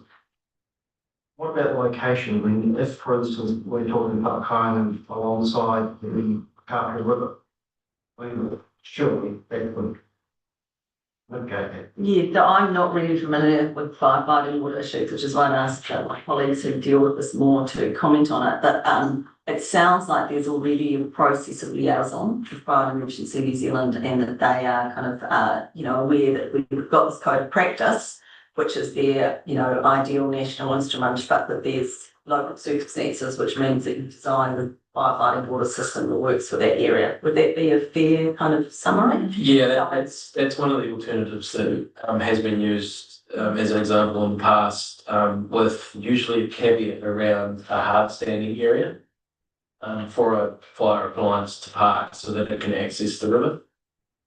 It's quite common. So there could be a practical solution.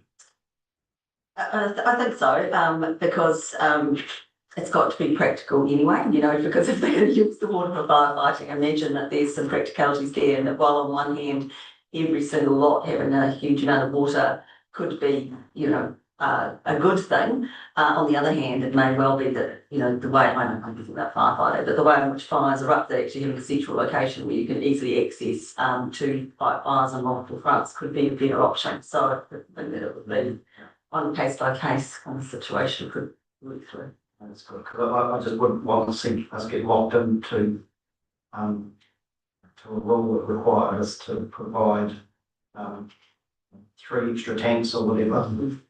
On the right side of the road. So I'll just jump back up to the second point, which is the maximum permitted size, the maximum size for a permitted building. So we had no size on it in the notified plan, and we received a submission. Again, I'm actually not sure which council it was from, it might have been Buller, seeking a maximum size, really it's about the sort of bulk and the visual impact of buildings of 1,000 square metres, which is fairly large, for a non-residential building, and 500 square metres for a residential building in the general rural zone. So that's also still a very large house, 500 square metres. So the commissioners have recommended that amendment. It does create the need for a new rule because we didn't have that before. So it's a restricted discretionary rule is what it would escalate to. So where the matters of discretion are focused around the kind of the bulk and location of the buildings. We did have discussion, and I think some further information came back from Port New Zealand on this, because they submitted on this part of the plan, particularly around making provision for glass houses and crop protection structures and things like that. So you'll see that some of the definition recommendations, additional ones of those kinds of things. And so there was a discussion that the most likely trigger of this rule would be a very large commercial glass house. And so that was also Port New Zealand provided some suggestions around the wording of the rule as well. So herd homes and I mean how they come right that would far exceed. So a herd home, if it was larger than 1,000 square metres, trigger this rule as well. Well, in the whole water, you know, the 60,000 litres and us, we're trying to make development easier and we're just putting in more rules and making things harder all the time. Like what's the problem with a herd home on a rural block? Or you know, with the water tanks, we've just got 20,000 and like we'd have to have 3 water tanks and extra cost and extra compliance, and it's just getting so hard to do anything. And we're making this plan is supposed to be making it enabling, but every which way we turn, there's just another cost for people trying to do something. They're going to come up with hurdles.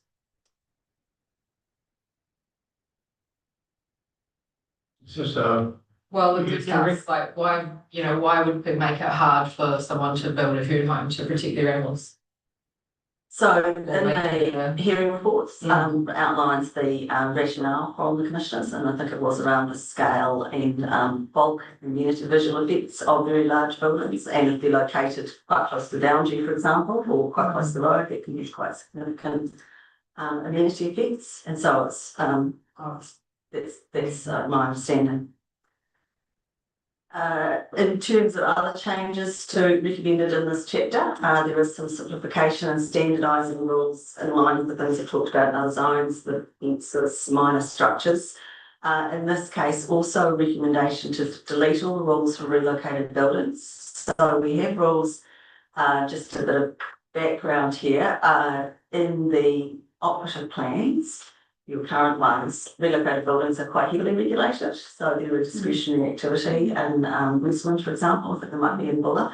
So what we put in the proposed plan was a very significant relaxation of the rules, because we have a permitted activity rule for relocated buildings, subject to standards. Oh, it's happening up there, Joe. And so we came out with a much more permissive framework in the notified plan. However, we did receive, and we received submissions, various submissions on this. And in the zones where the commissioners are recommending that the rules stay, there's been some simplification of the rules, in addition to an appendix that came from the House Relocation Association, perhaps, I'm not sure exactly the right name, around what should be in the plan to guide people around relocated dwellings. But in the case of the general rural zone, considering all of the, you know, likely risk issues, the commissioners felt that actually there's not a need to have that level of regulation for relocated buildings, so they recommended the rules be deleted. I'm just going back a step, Lars. Why would they include satellite dishes and a garden structure not exceed 2.4 metres in a rural area? What? So that's in our proposed plan. So that wasn't something added by the commissioners, that was in the notified plan. I just said post. So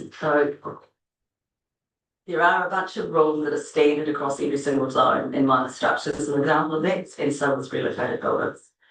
Should just add those rules are in your existing plans. So a lot of what's in the zone rules were rollovers from your existing plans. So your existing plans regulate minor structures, the new plan does as well. What if it's ever been policed? Kinds of things, they're mostly on a complaint basis, to be honest. So people will build them because they often need a building consent. But if they don't need a building consent, people will build them and no one cares. But if there's complaint, then the council can look at it. That's what happens. In terms of the home business, there's a recommendation to change the standard to be the number of workers that are on the site rather than using traffic generation as the standard for the permitted activity. And that was based on a submission from one of the councils that it's an easier thing to monitor than counting cars, essentially, and that it's probably better targeted at the actual adverse effects. There are some duplicate rules in the zone as well that are recommended to be deleted. And once again, also a recommendation that for any other activity rule be a discretionary activity rather than non-compliant. I'll just stop there in case there are any further questions.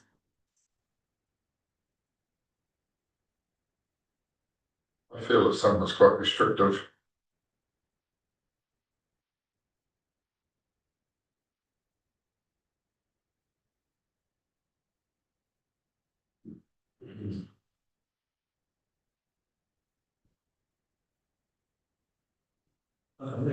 Okay, I'll move on to, I think a big change. I have some maps as well. This is quite a significant change that we're recommending. So in the proposed plan, we have a highly productive land precinct, and that is very extensive in the Grey District across the Grey Valley, and also present in parts of Bulla, mainly around Karamea. And so there were a lot of submissions on this. There were submissions from and there were submissions from the Federated Farmers in Port New Zealand and those kind of rural advocacy groups who were interested in and obviously involved in the development of the National Policy Statement for Highly Productive Land, and so around that. And the National Policy Statement for Highly Productive Land was talked about when we were drafting the plan, but it hadn't come out. And so this is the second of the two instruments that the commissioners have had to kind of respond to that wasn't there when we were first drafting the rules. And so right through the plan, they have, within the scope of submissions, tried to respond to the direction of the NPS highly productive land. And so there are changes recommended to the objectives and policies to reflect that. That's what it says we have to do. And those rural advocacy groups were very strongly of the view that we should be targeting this precinct around the meeting the requirements of their national policy statement. And so that is the recommendation of the commissioners. That is quite a significant change. And I guess that the origin of this precinct, which the only thing it does is it has a higher subdivision standard. So in all of the general rural zone, except for this precinct, your minimum lot size is 4 hectares.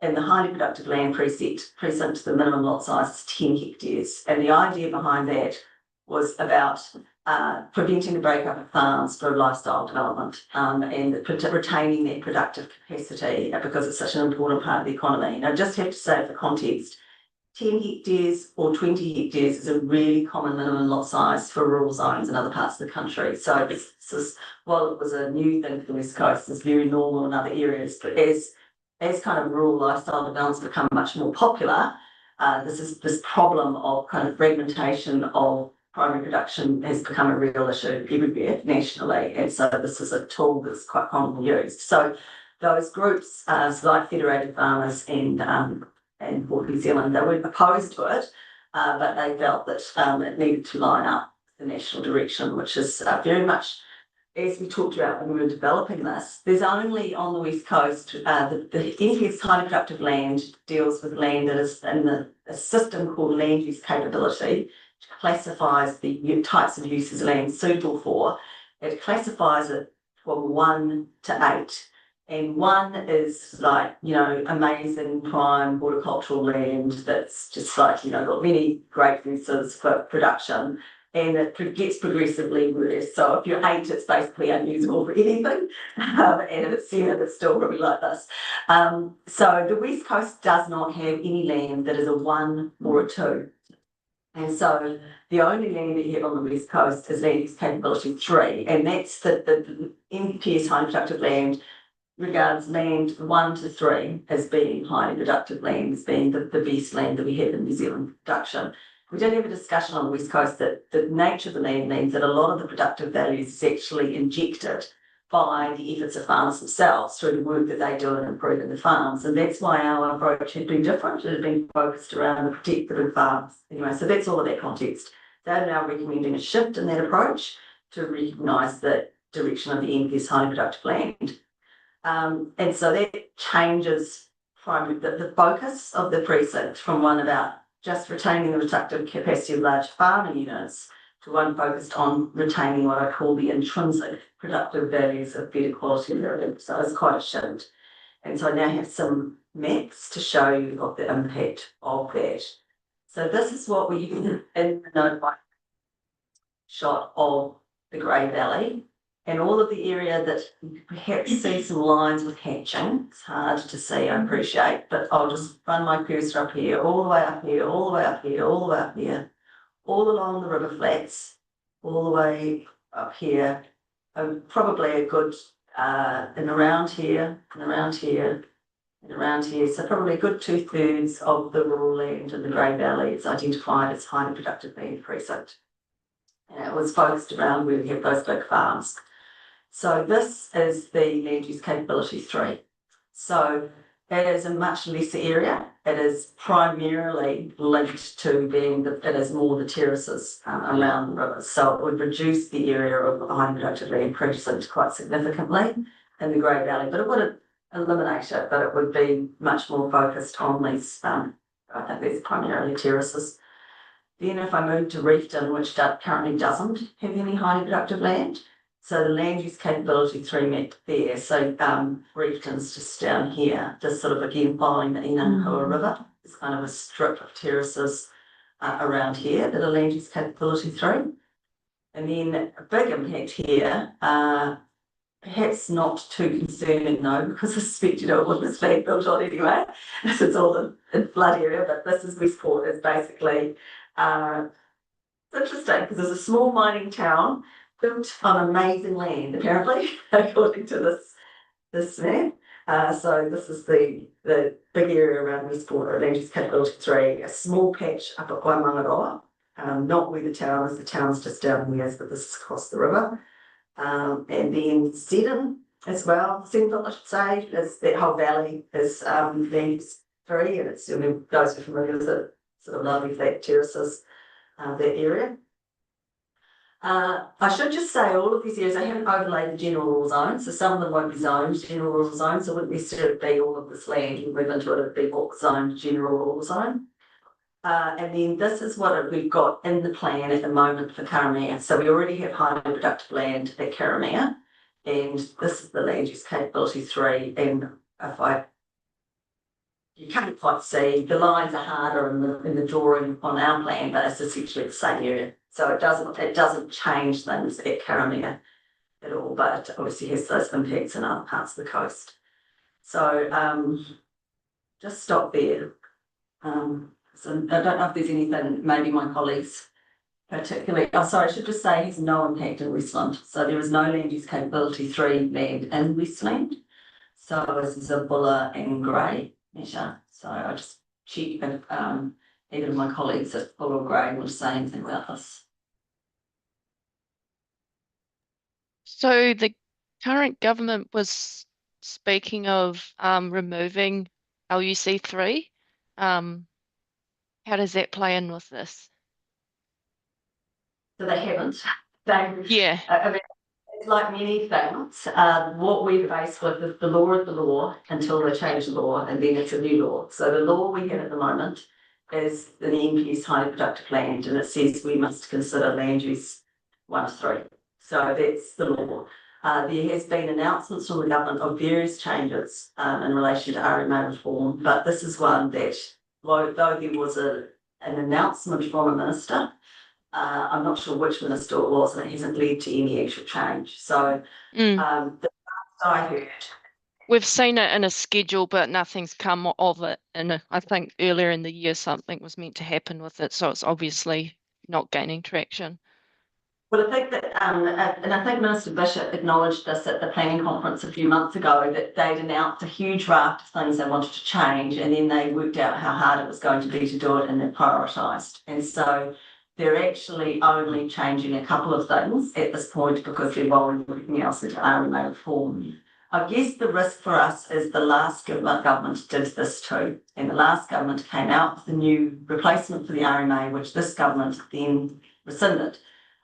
So we are no closer at the moment to having a replacement for the RMA, and there's very recent case law, court cases taken. I actually forgot on council, I can find the committee if you're interested.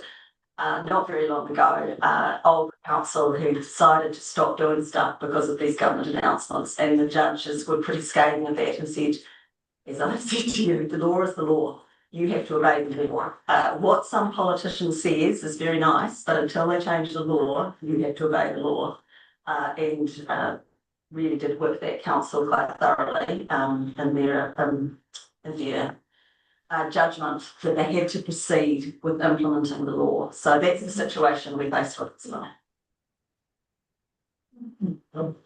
Lois, does it also, is it worth mentioning the role that the regional council will have in terms of mapping of highly productive land, and that may potentially. Could you talk about that a bit more, please? That'd be great. I'm just trying to remember the timeframes around it, though, that there is a requirement at the moment, as Lois mentioned. We use the land use capability, LUC 1, 2, 3, and 3 advice care, but there is also a requirement under the ES highly productive land for regional councils to map highly productive land within their regions. And I just can't quite recall what the timeframe is for that. But that may potentially mean be a rethink of some of what's in this overlay. And just something to keep in mind. Thank you. I think the Commission's had mentioned that in the recommendation that they kind of feel a bit like they're having to go can't be the horse, because that is the role of the regional council to identify that, but the regional council hasn't done it yet. And so until such time as the regional council does, they've felt that they have to implement what the NPS says at the moment, which is the 1 to 3. Yeah, I can just say a little bit about that. I'm not sure of the time frame, but the land use capability classification, where sort of 1 to 3 is taken from, it's, I guess, relatively old. It was done back in the 1980s. So the whole idea was this sort of, identifying highly productive land as land use classes 1 to 3 was sort of meant to be a bit of a holding pattern until such time as the regional councils got round to doing the job. So I guess that when the regional council does do that work, that might then, well, presumably would lead to a change to the regional policy statement, and then in order to comply with the regional policy statement, there'd be a future address that in this plan change, in a future plan change. And so essentially the recommendations for the commissioners or the show us that again would be that holding pattern until such time as the regional council came up with its statement. So the impact in the Grey Valley would reduce the area quite significantly, but then we would add an area in the Enanghua Valley, behind Westport, Waimangaroa, and Centreville added to the precinct.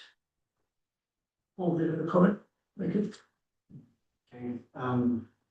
So there's obviously a whole criteria that this is assessed against.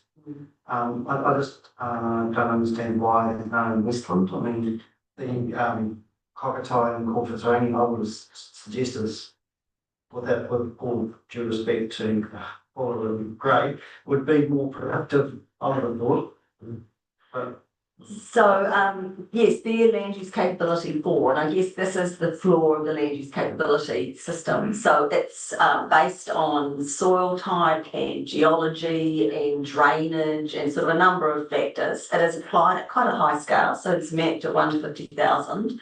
And so it's broad brush, and it's it's a useful tool, but if you were actually, I mean, the work that the regional council needs to do would be very good to do to actually to identify at a West Coast scale what are the areas of highest productivity, because you're right, I mean, those are very, valuable farming areas, and there are, I'm sure there's lots of places, as you know, in Grey, but also in Bulla, that are productive farming areas that with good land that's been developed for that use, which may be going to provide through a regional review, but just isn't unfortunately. So this kind of national level database is the kind of holding pattern. Well, I think it just gets better the further north you go. Thank you. And to summarise, as I understand, Lois, you're indicating this is a major change or significant change set by the hearing panel, and the significant issue is the minimum lot size effect. Yes, that's right. So a brief summary of that useful discussion. With through the chair, with the highly productive land here on 140C, it said about the intents of indoor primary production, to make it clear this does not include wintering barns. So that's for the changes of definitions. Yes. So there is a definition which is a national planning standard definition, so you're not allowed to rewrite them. That's one of the rules. But there was a concern. We do in general rules, zone rules, we regulate intensive indoor primary production.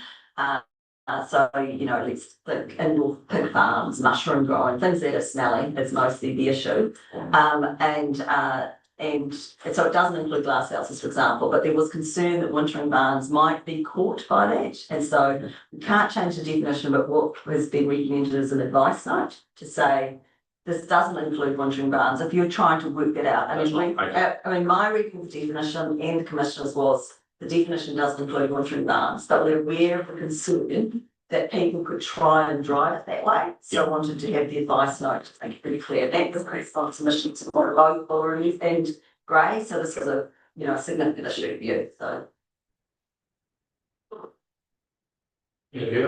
which reminds me of an instance up in Taipukuro the recent years where an indoor chook farm was right up to the boundary of the line. Yeah. So so there needs to be rules to avoid that. Yeah. Absolutely. Yes. So I mean, on the main way in which we regulate it in the general rural zone is from setbacks and things like that, for exactly that reason, because it's an appropriate use, and as long as it's not going to affect the neighbours. But it's much more difficult to regulate, obviously, or to manage when you're on smaller lot sizes. So that's the kind of the intensive indoor primary production is much more restricted on smaller than the rural lifestyle zone.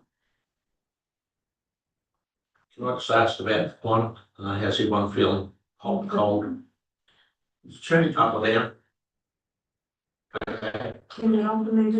It's warmish. It's winter out there. Change commission. No reason.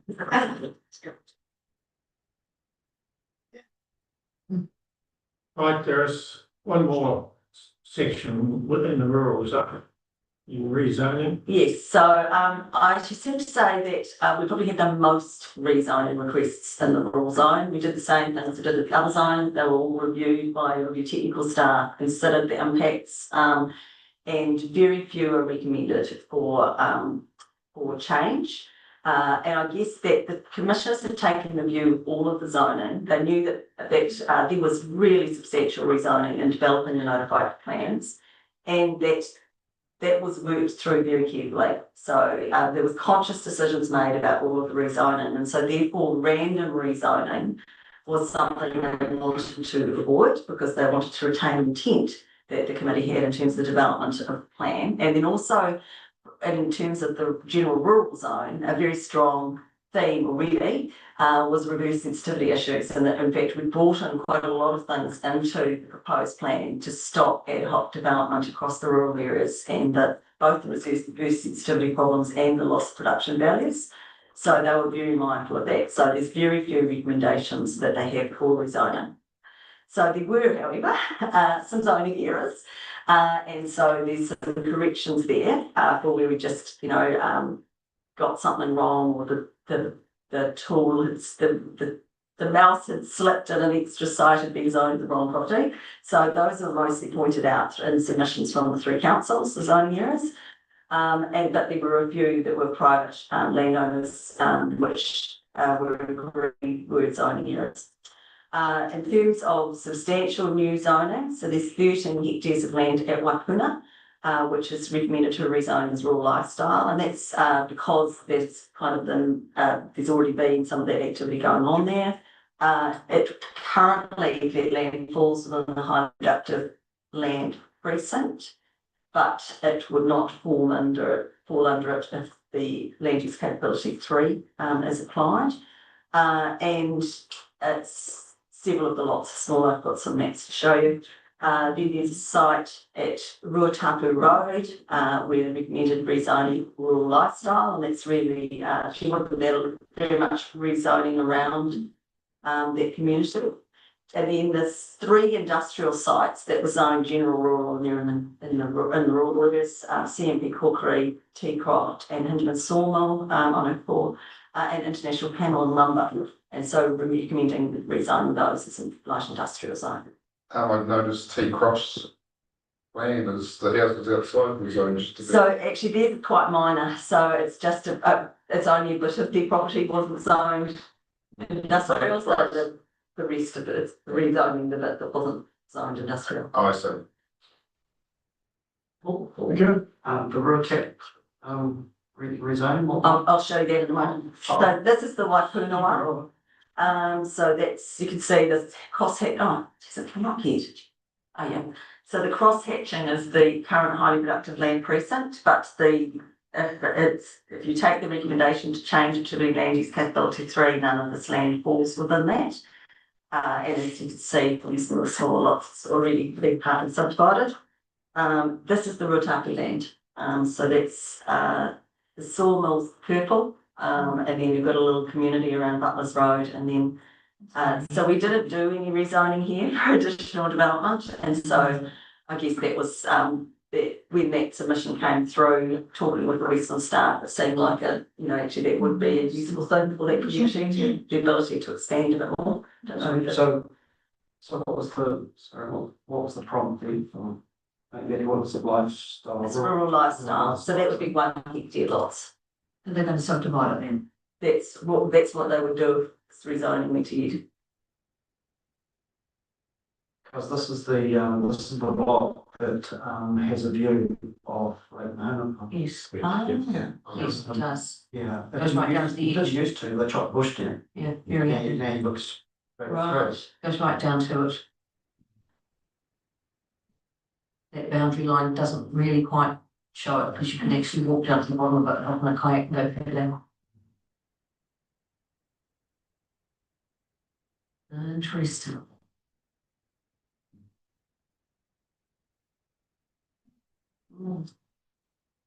Interesting. So just on that, if that's their intention to subdivide that, does that then trigger sort of environmental rules around waste, septic and everything else? Yes, it does. Yes, so all subdivision requires resource consent. So rezoning is only the first stage, is to get a subdivision consent. Yeah, but I'm thinking more because of where it is and the lake that it's adjoining. Whether there's But rural lifestyle, you'd expect they'd be providing on-site wastewater systems, and I don't think there's any articulation. Because we've got a problem at Lake Canary where there's major concern with the intensity of subdivisions there, and then the risk of contamination, which causes our water supply, no particular. This one's not, but it's a site of significance. Yes. So I'd like to think that there are trigger points that would raise flags on this for a more intense look.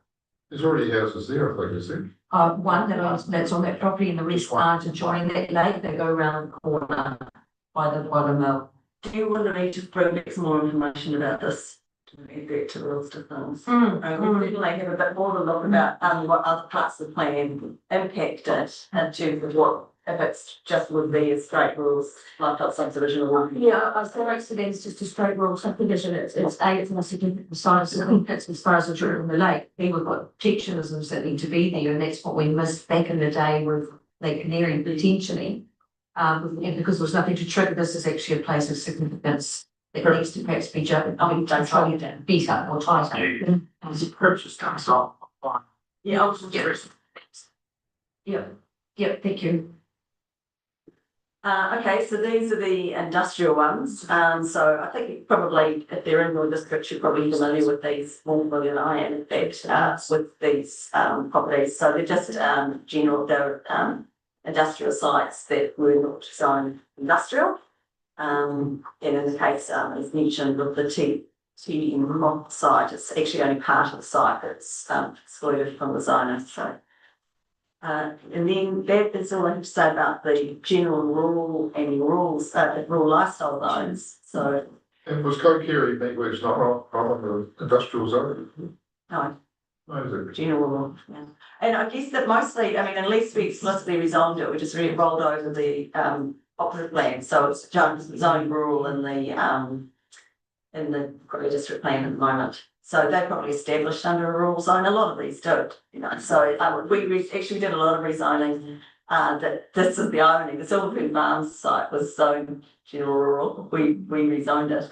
Because they're desperately protecting the industrial zone. So it has consequences, you know. So zoning decisions can have quite far-reaching effects. So that's why I highlight them to you. I was just surprised, Lars, because I think it's been there 45 years. Well, they obviously never worried about the zone before, but and I mean the thing is, no one even worried about reverse sensitivity 30 years ago. I think these are just we've got more people's expectations are different. I mean, yeah, it's quite extraordinary how things have changed, and so people want a lot more certainty, and particularly I guess that a lot of these plants are quite old, and so many people are thinking about what's my redevelopment, am I going to upgrade my plant, and so they want to have, again, those are 20 or 30 year decisions. They want to have some security that they will be able to keep operating. So moving to the settlement zone, so just got the key recommendations there. We have the Jackson Bay Port. Sits within the coastal settlement precinct, and I'm sure the people from Western appreciates the level of a really amazing landscape and environment. And so that's why it's not zoned port zone. That was quite clearly came from Western District Council not to do that. But at the moment, the policies don't really recognise it as strongly as it might, that it is actually there. There are some quite specific rules, but back to that kind of better linking the policy to the rules. So I changed the policy there to better recognise the port is there, and also some changes to support visitor and worker accommodation, particularly at Punakaiki, but in the wider segment precinct. So Punakaiki, I'll talk about it a bit more in relation to special zones. It's just quite a problematic area in terms of the ability for further development, but it's obviously exceedingly important from a tourism perspective. And so we had mostly tourist organisations and businesses who submitted to the plan in relation to that. So the community, the residential part is in the coastal settlement precinct, and the commercial part is in the visitor zone. But it is really constrained in terms of the ability, though it's a lot of tourism that goes there, it's really constrained in terms of the location for worker accommodation, particularly. So that was a theme that's come through in this zone and then also on those other zones. So the rural residential precinct, this is 4,000 square litre lot, so it's sort of an intermediate between the size of settlements and the rural lifestyle zone. And so it is often where there's kind of a bit more of a mix of activities going on these sites. And so change the policy to just better recognise that there may well be some more mixed activities and infrastructure occurring in that precinct. Then there's some proposals or recommendations to restructure and simplify and standardise the rules, much in the same way as the other zones, the things around minor structures and relocated buildings, that kind of thing. But also to better reflect the local differences across the 3 districts in the rules. So this was a difficult zone to write the rules for because we were mashing together so many parts of the West Coast, and all the settlements are quite different. The settlements up the Grey Valley are completely different to the ones in South West and completely different to the ones in Bulla. So we have quite a lot of in this area, this rule, but in this place, this rule, but in this place, this rule. So more changes to that to better reflect those local differences. And what we did do is we did try and kind of pull in the stuff that you had in your operative plans into the rules, but there were submissions from the 3 councils for a bit more change, and then also from some of the particularly landowners within those areas to better reflect those communities. So some recommendations around that.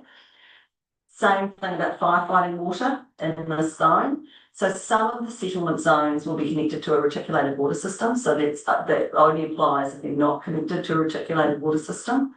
And then also the weekly radio mast, which really just applies to that one settlement. Okay.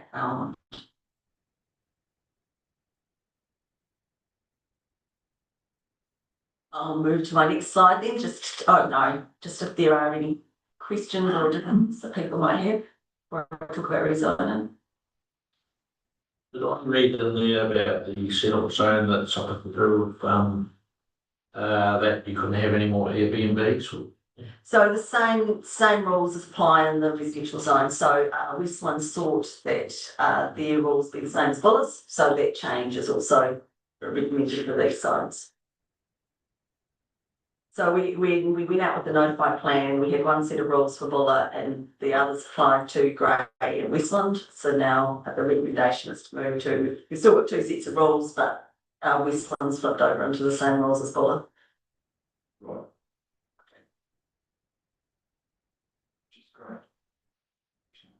I mean, I guess it's a really difficult, I've written, for those who've been in the committee for a long time, I've written lots of reports on this. It is a really vexed issue nationally as well, because there is only a limited number of houses, and we have got a real problem with meeting housing need. Yeah, true. And you have such fabulous communities, everyone wants to visit them. That's right. But through the chair, the problem was when we discussed this years ago. What was that there were some individuals that were very determined on a position. And so that's why Westland were the outlier. And despite some of us that wanted it was pretty the same as Bulla. Yeah. But so we're really pleased to see that this has been picked up and standardised. Okay, so rezoning. So again, there were loads of requests for rezoning. Very few are recommended to go forward, but these are the ones that are. And so probably the most significant one is the rezoning at Moana North.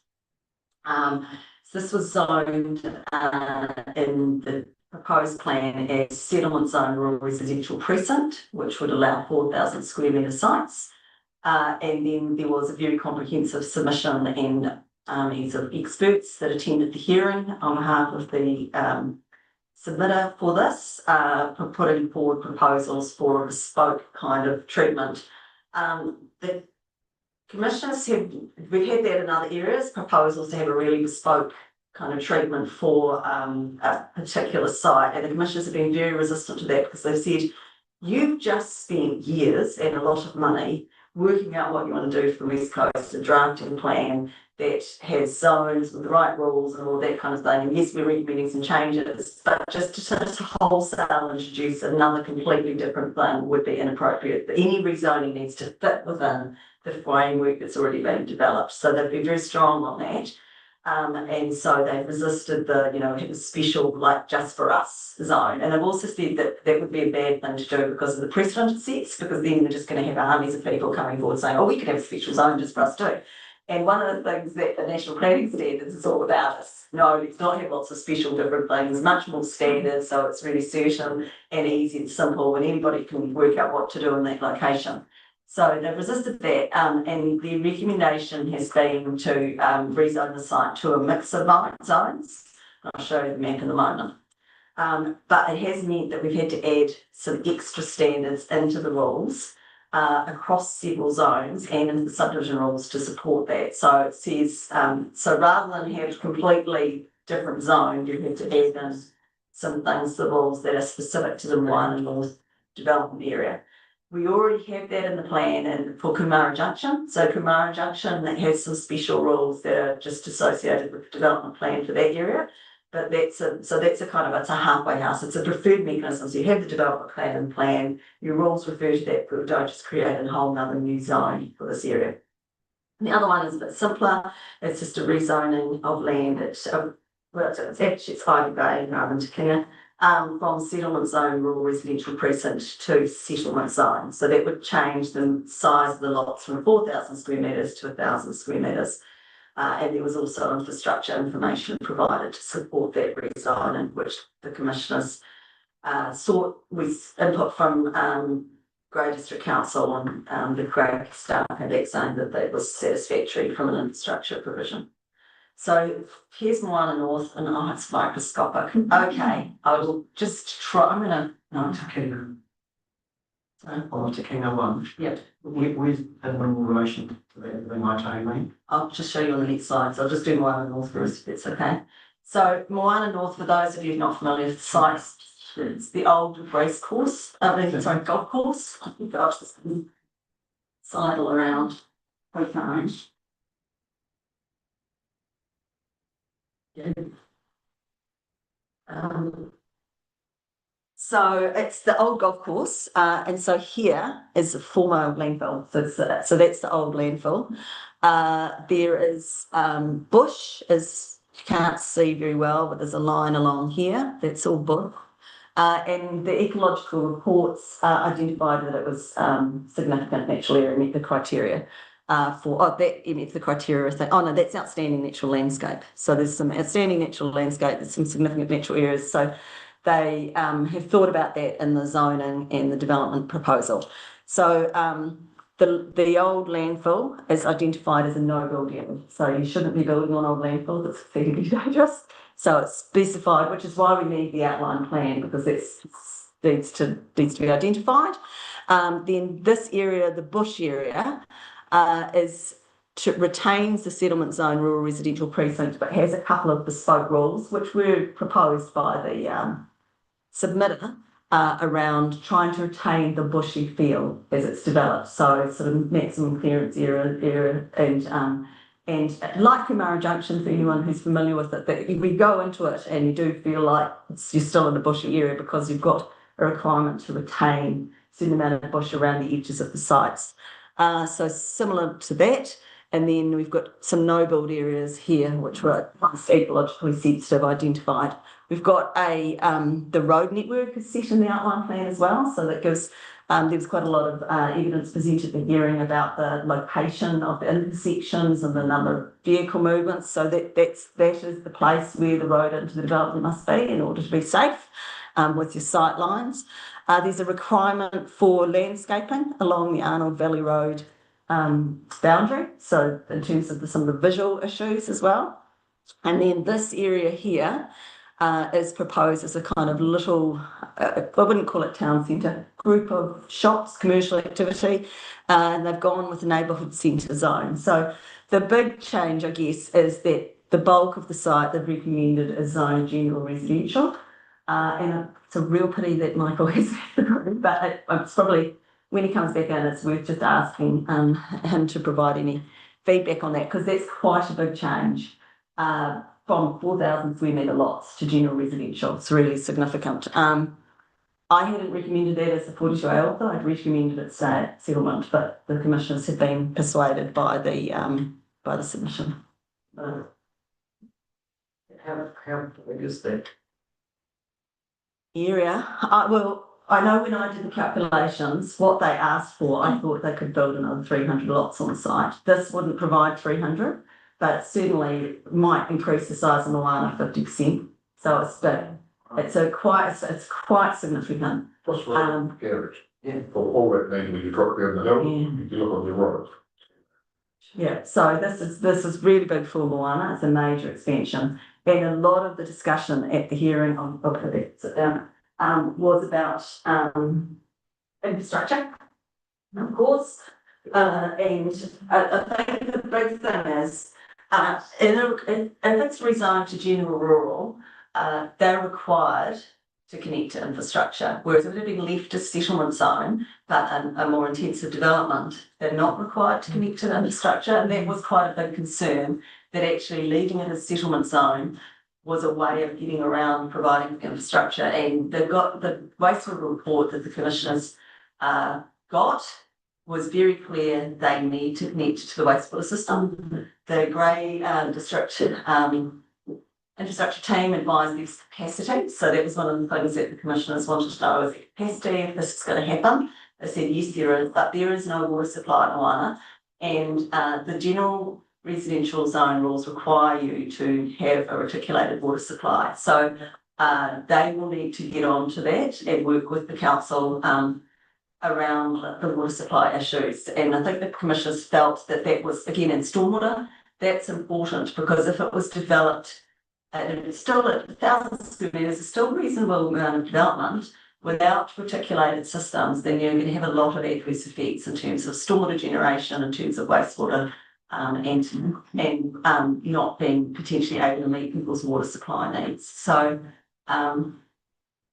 just come back in the room. There are a few things I've said, Michael, but I very much appreciate you maybe just providing a bit of a commentary on the Moana North proposal, and because obviously it was different to what I had recommended in my 42A report, and my recommendations have been informed by consultation with Grey District, so this is different, so just maybe a few words that you'd like to say. Yeah.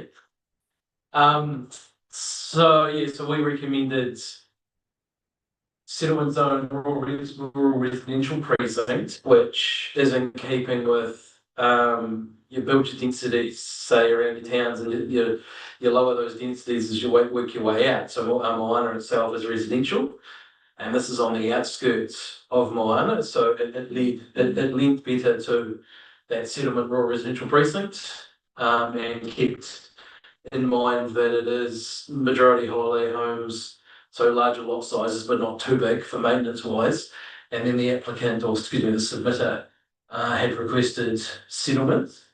And then obviously if you've read it, the commissioner decision has come back and agreed with council that it's not in keeping with what was requested, is not in keeping with the settlement, the ideology around settlement zone in national planning standards and in the TTPP plan. And as opposed to holding it as rural residential precinct, have made it general residential, which is quite surprising from council's perspective. And have got some work to do in the background there. And one of the major implications around that is that residential is an urban zoning, and it assumes footpathing, roads, street lighting, curbing and channeling, reticulated 3 waters. Now, if you don't know much about Moana, it has wastewater, and that wastewater plant is not the biggest system, and there are capacity questions. There's no reticulated water in Moana, and reticulated stormwater is there, but it's a bit of a dog's breakfast. So it does raise some, I would say, concerns from a council perspective that we'll have to look at moving forward in this process.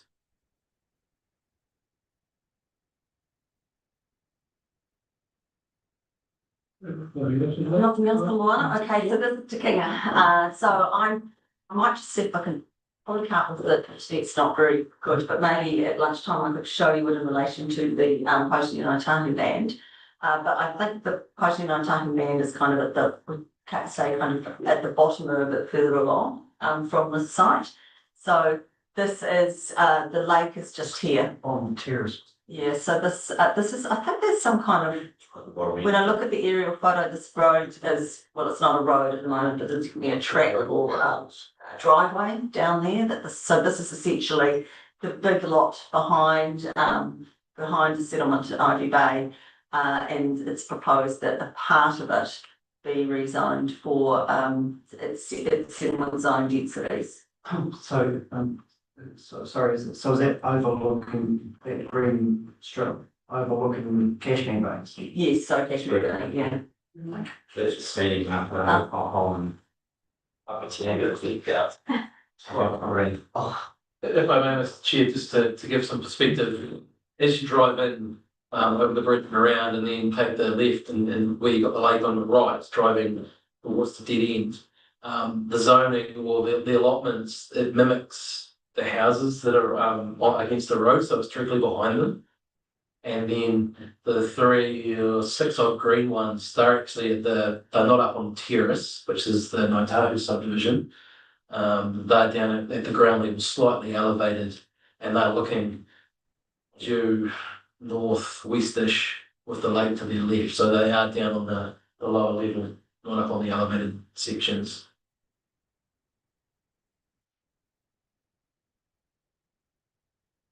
So it's about another 26 lots. He's just putting in terms of scale. So it is an increase, but I don't know if you need a comment on wastewater as well there, because I know that it's something that has been looked at.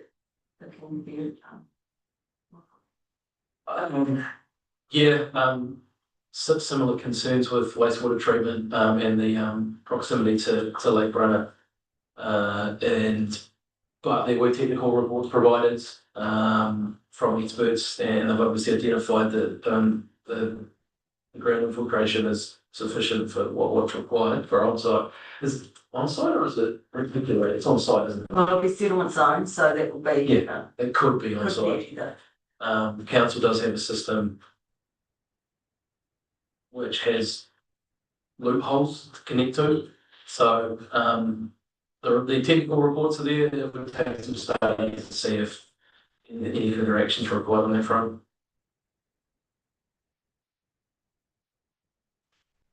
Okay, so that's everything on rural and settlement zones. Shall I keep going? Well, I'll ask a question in detail. Tauranga Bay, there seemed to be significant submission from those. Yes. Minutes. Can you comment briefly on that? Yes, there was. So there was very substantial submissions, not just Tauranga Bay, but about from 3 different developers, maybe more, at Cape Farwan for rezoning. And the commissioners went out on site visits, quite a lot of technical evidence was presented. Though I have to say not at the level that was presented for the Moana North area, and I think that's really what swayed the commissioners. That, well, firstly, there wasn't tremendous enthusiasm, I would have to say, from the District Council staff for that rezoning, and not because it might not be appropriate in the future, but just because there are constraints for the council's finances in terms of development of further infrastructure, and the big focus of Buller District Council, the commission's heard, was the Almond Road area and getting that up and running, getting that infrastructure supported. That's a big commitment for the council. It's a lot of money. And to have a second area where we've already done quite a lot of rezoning at Belmont, so to have to expand that growth further into something more than 160 hectares was just that's a really big deal. And so the commissioners have said, given that, given that the on-site, the wastewater report was tremendously enthusiastic about the ease of disposal of wastewater in that area. It's got quite a high water table again, and small creeks, so potential for eutrophication and those kind of issues. They just felt like there needs to be more infrastructure planning before any rezoning happens, which is not to say it's not suitable, but it's just the time is not now. It's kind of their view. Quite possibly, and then they'll get a to come from that, not to think that might be quite low. I would think that actually there'll be a few people who the recommendation is not to resign or want to appeal and see if they could get across the line on. Thank you. Yeah, well, minimum sense. Yeah. Well, Okay, so the countdown to lunch with the exciting topics. So what time are we aiming for? I would say 12:45 precise. Your watch. All right, so this is my finale. This is the special purpose zones. So it covers lots of zones. And the special purpose zones recommendation report, just wanted to highlight that the Bullock zone and the mineral extraction zone are also special purpose zones, but obviously you dealt with in the mineral extraction recommendation report, which I hope that you'll entertain and weekend reading. So we're just going to talk about the first 7 today.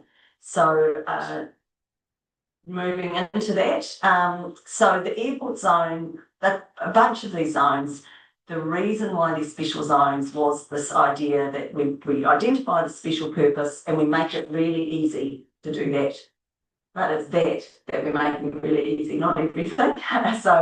So tied to the special purpose zones are the definition of the activity. So the airport activity, for some reason the hospital is health and medical activity, the port activity, the stadium activity, those are the multi-purpose activity. So we've tied the zone to those activities and we've made it really easy to do the things of those activities or zones, but often quite hard to do anything else. So it's that kind of balance of that we've made very enabling rules for the activity, but because of that, they could be internally within the zone. There could be quite a lot of adverse effects if we have other activities going on. So that's the kind of justification there. And so it's a focus on incompatible activities, and particularly with things like the port and airports, residential is the obvious incompatible activity. And then the focus of the zone standards is around managing the edge effects with the adjacent zone, which depending on, for some of them it'll be an urban zone and for some of it it'll be a rural zone. So moving to then we have these 2 other zones that are also special purpose zones, but they're a bit different. So the future urban zone is essentially a holding pattern. So it's the area that in the future is expected to provide for, in this case, Greymouth and Franz Joseph expansion, but it's not now. So the infrastructure hasn't been even remotely thought about. I think would be fair to say the kind of the necessary things for it to be developed. But on the other hand, there's the desire not to have it just be developed on an ad hoc basis that then makes it really difficult to do urban development in the future. And that particularly happens when people put in on-site wastewater systems and they divide up into lots that don't make for a sensible roading pattern, that kind of thing. So it's kind of it's a holding pattern zone. And then the other zone is the scenic visitor zone. And this was an amalgamation zone of 2 special purpose zones that were in your plans. So previously there was in Westland a tourist commercial zone, and in Bulla there was a scenically sensitive commercial. And those 2 zones were combined to make scenic visitor zone. And so it applies in Westland and in Bulla in these specific towns, just the 3 townships and in the commercial areas. And so the rules in Westland and that Franz and Fox are quite different to the rules in Whanakaiki because they were largely rollovers from your existing plans, so we've had to lump them in the same zone. And so they focus very much around kind of design matters for those centres. Lois, just on Franz Joseph, because we've got future Friends to look at, which is the future on Franz Joseph PUC, south side and everything. So the zoning's going to play quite heavily into, it's not going to restrict us. We can look at where we need to be placing ourselves and then we look for change as we. Absolutely. I mean, one of those things where in an ideal world we'd have done that before we did the proposed plan. But I think that we didn't know what we know now. No, that's right. You need to do your planning, Franz Joseph, work out what you want, and then I think it's a plan change. Because it might not just be a zoning plan change, it might be these other things that you need to change as well. Yeah, so I'd see it as being a kind of a discrete package, but nevertheless I'd try and shove it in with a few other things to try to keep your costs down. Yeah. But work it all in together. I think so, yeah. But don't let the zoning currently control what we need to do or achieve for the community. Absolutely not. You should be looking at what is the future of plans in terms of what is ideal and then look to rezone to meet that. Yeah. Which is kind of what's gone on, and fortunately the timing has worked with Alma Road and the proposed plan we didn't know, but the Bulla District Council's now done that work and so got a much better picture to be able to put a zoning plan in for Alma Road. Thank you.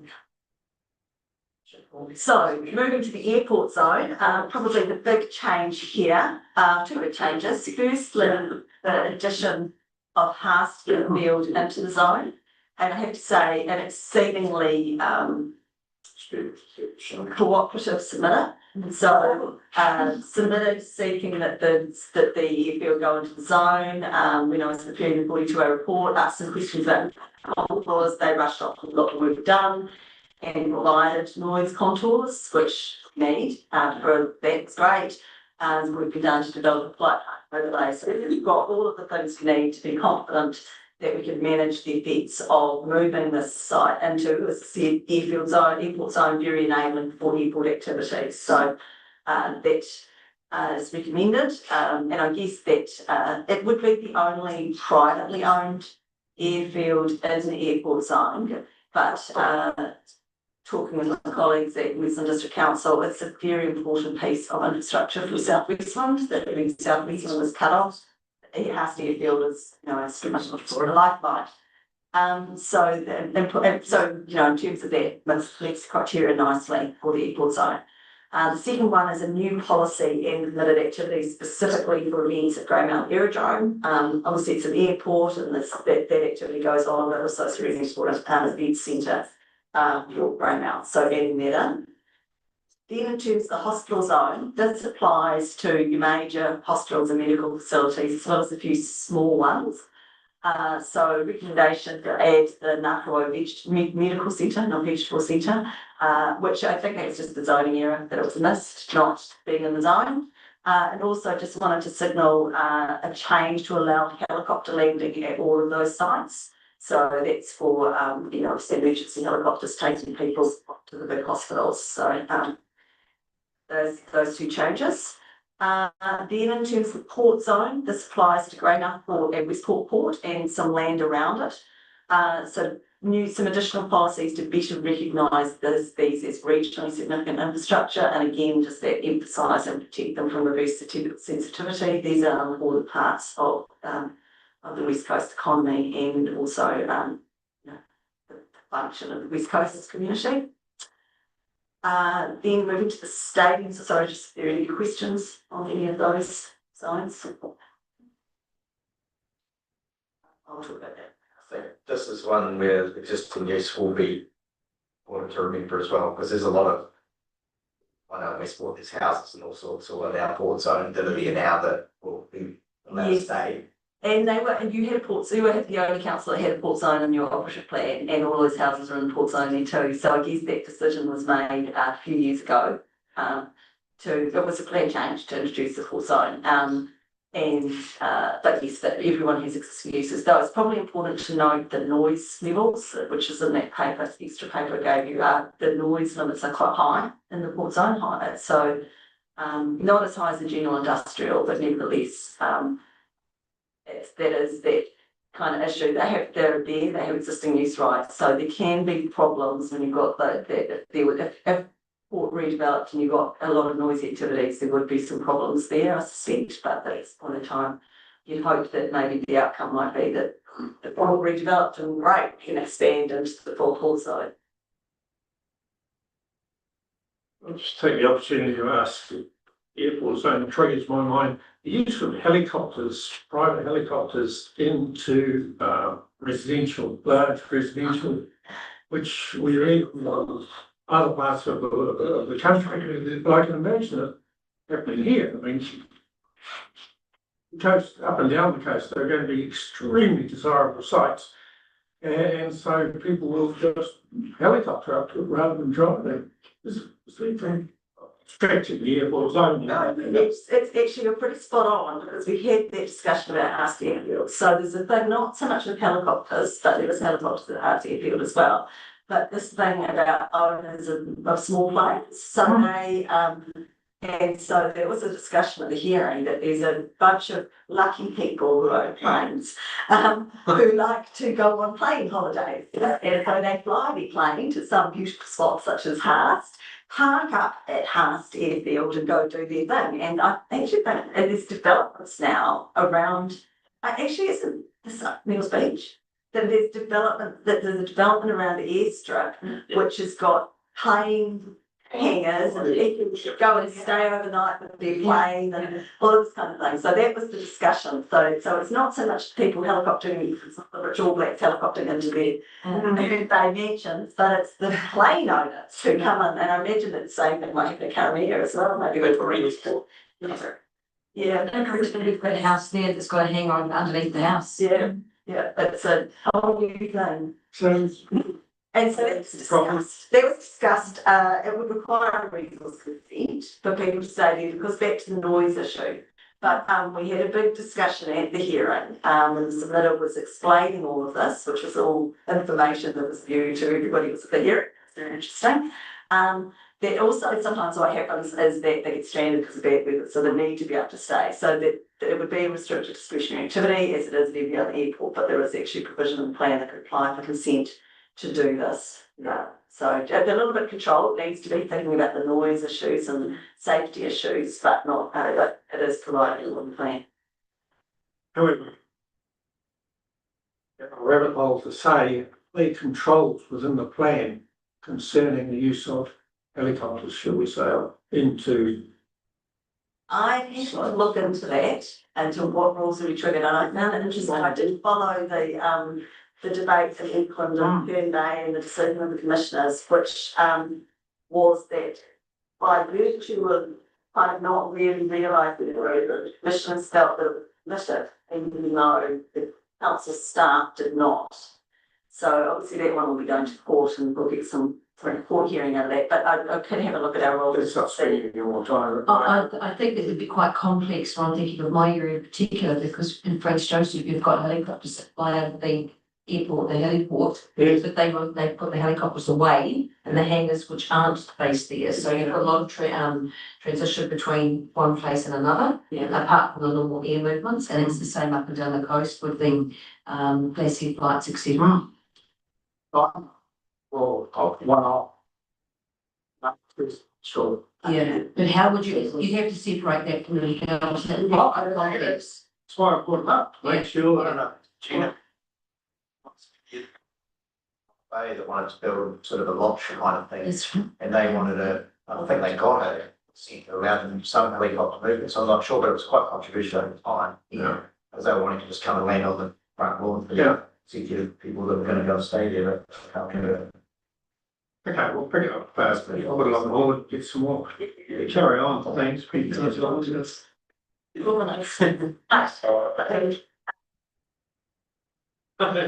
Stadium zone, quite a small zone. It only applies to 2 sites. It applies at the Western Recreation Centre and the Pulse Energy Centre in Eastport. The Western Recreation Centre being in Greymouth. Despite its name.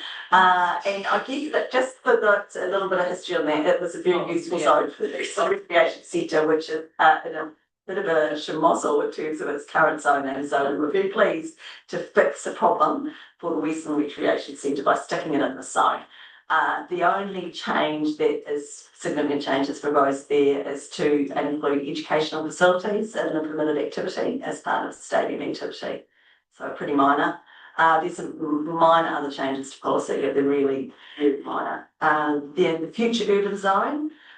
So this really, the main thing in that zone is we have an approach whereby the zone could be unlocked for development if there's a structure plan approved by the council. I talked about this yesterday in relation to the subdivision rules as well. So again, this is a plan integration matter. The future urban zone policy, talking about how the structure plans would work, changes the subdivision policy, talking about how it works, so that if the Grey or Western District Council decide they want to open that zone up for development, the process of doing that without needing plan change. So that's those amendments there. In terms of the Māori purpose zone, I've got more amendment there, but to be honest, they're mainly ones that were sought by Potion Ngātahu, around the policies and rules, just to some stuff to make them more consistent with the other zones. One of the things that when we developed this zone, a lot of the rules were based on an adaptation of the general rural zone. So there are also some changes to kind of recognise that maybe that wasn't the right zone to use the base, and so some changes to the setbacks and stuff like that, recognising that this zone might be where Papakainga developed, those kinds of things, and having a huge 10 metre setback from the road. It's basically a waste of land. So some changes like that. Some changes to the definition of iwi Papatipu Runanga Management Plan, Papakainga and Papatipu Runanga. And then also just, so this zone does have a kind of an assumption, I guess. There's a whole list of things in the permitted activity range, but if a resource consent is required, then it does defer quite quickly to the iwi Papatipu Runanga Management Plan. If, however, the matters aren't covered in that management plan, there wasn't really clear alternative regulatory pathway, so the change the rules kind of separate those two. If the management plan is there, you go this way. If not, you have to meet these standards. That's kind of the way it's been redrafted. And probably the other significant thing in terms of rezoning is Lake Moeraki Reserve, which was a piece of land that was returned under the treaty settlement that was it was an accident that it was missed from the zone as minor credit zone, so we needed to be in. So just moving to the last two, the last zone, scenic visitor zone. Okay, so this is Franz Fox Punakaiki. Some amendments to the policies and rules, again, kind of similar to what I talked about in the coastal settlement, to recognise the worker and visitor accommodation issue, and that those are appropriate activities in that zone. This is a commercial type zone, and also to recognise Poshi Ngāi Tahu values, very scenic and important areas to Ngāi Tahu. And then most of the rest of the changes are more of the kind of same wording changes that we've seen in other zones, matters of discretion similar to other zones, those kinds of things. The big thing here, we had at least half a day of hearing on this, again with armies of experts, was Franz Joseph Gondola proposal, which until we got a submission on, I didn't know existed. So very interesting. Oh, I put it in bigger font because I was so interested. So there was a proposal, just to bring everyone up to speed. I know that obviously Lash is well familiar with this, to put a gondola in at Franz Joseph, which if it was my money, I think we need a snakes, but it's not my money. And it's just because I think it's going to fall in the river. That's right. Anyway, they had an army of very good experts to sit with the proposal, and it was included in the draft Westland Management Plan, National Park Management Plan, but that has never been finalised. And so the submitter said, well, you know, in an ideal world, this would have been sorted through that, and then we'd be talking to you. But that hasn't happened, and so they sought that a new special zone be established just for this proposal. And that a lot of work went into this proposal for a new special zone with very complicated objectives and policies. But I guess just back to that theme of trying to stick with what we've already got, not adding more zones to the plan. The commissioners felt that was unnecessary, and I looked quite carefully at how could something like this be accommodated if it went ahead within the existing framework.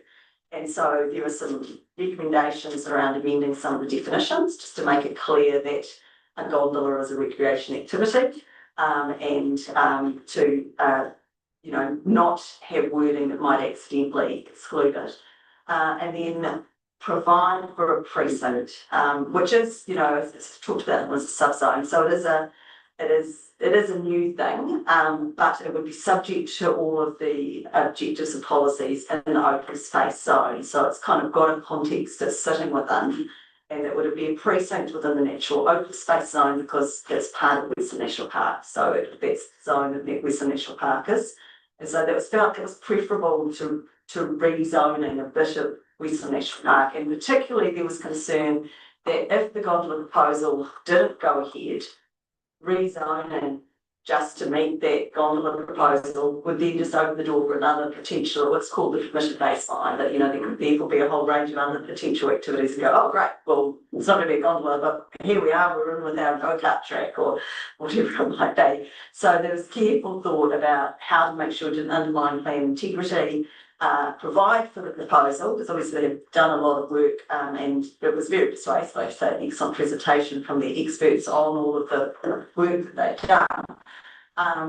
But if it doesn't go ahead, it doesn't undermine the plan, and Western District Council aren't sort of left with a really difficult situation. So in order to have a precinct, obviously you need some policy, so a specific policy and a specific discretionary activity rule allowing, which is still that's quite a significant resource consent for a gondola.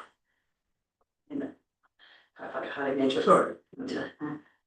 Through the chair, so I don't think this is going to hinder or encourage it either way. It's pretty neutral type of stuff. Whereas the change is the necessary change for this is in the Western National Park Management, which is in abeyance. When that's going to happen, because it can't happen until they've done CMS. The CMS is held up because they're not having CMS anymore. There's area plans, and so the whole thing's just a plain night. And so it all cascades down, and the management comes at the bottom of that pile. So this is a long way off, but it might be a new thing, but it's an old proposal. Been around for years. But we've got some serious backers behind it, you know, and yeah, so yes, just to confirm this, I mean, I guess what this does is it provides a home for it if it should go ahead sufficiently that there's some context for you to evaluate your proposal, but it does by no means says this will happen. But I would expect, I mean, it didn't get a lot of profile, I think, that submission. There are a few further submitters, not really, but it might be something that if it goes out in the you know, your decision plan, that there'll be a bit of concern, perhaps. I don't know. I mean, I'm not sure how well received it was as a proposal quite a number of years ago. Yes, received. But we'll say it, yes. So it's quite really interesting. So Lois, does that mean then, being that it's a tourism area, so if there's another concept, whether it's a zip line or whatever, it would go back under that same natural open space zone categorisation rather than be applying for something specific? So if it was to happen in that same area, then the precinct provisions would apply. But if it was a zip line or to check what it would end up being, I think that with the absence of any other specific rule, it will just be subject to the natural open space zone rules. Yeah. So it's only a gondola that has a specific rule. But just a zip line is not completely dissimilar to a gondola in terms of construction and that kind of thing. But I'm pretty sure it would meet the definitions that we've drafted. Yeah. So yeah. It's my last slide on this topic, Mr. Chair, with one to spare. Well, any questions, any technical team? No. Okay, thank you. So we'll break for lunch and resume at 1:15. Thank you. Is it slides? Yes, it does. Absolutely. And you could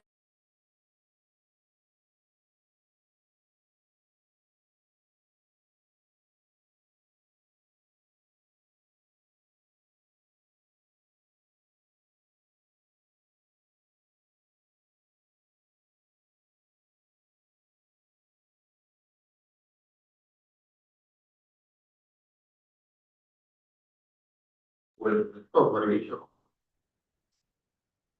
Well, don't start to shit with it. Yeah.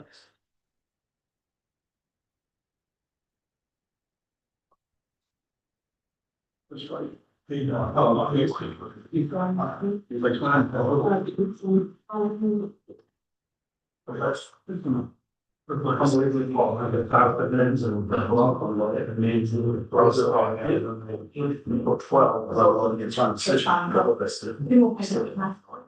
With Lois's next paper.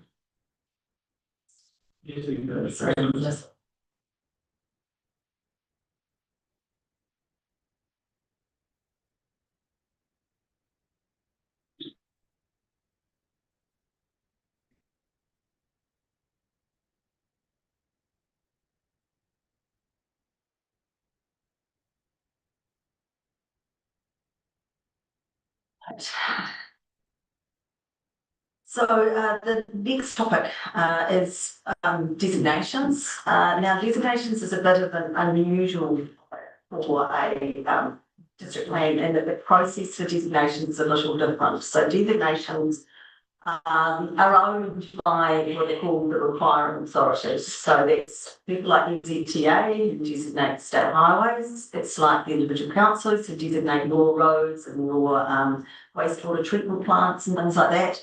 The Ministry of Education who designates schools. And what a designation is a type of spot zoning that's very specific to that site.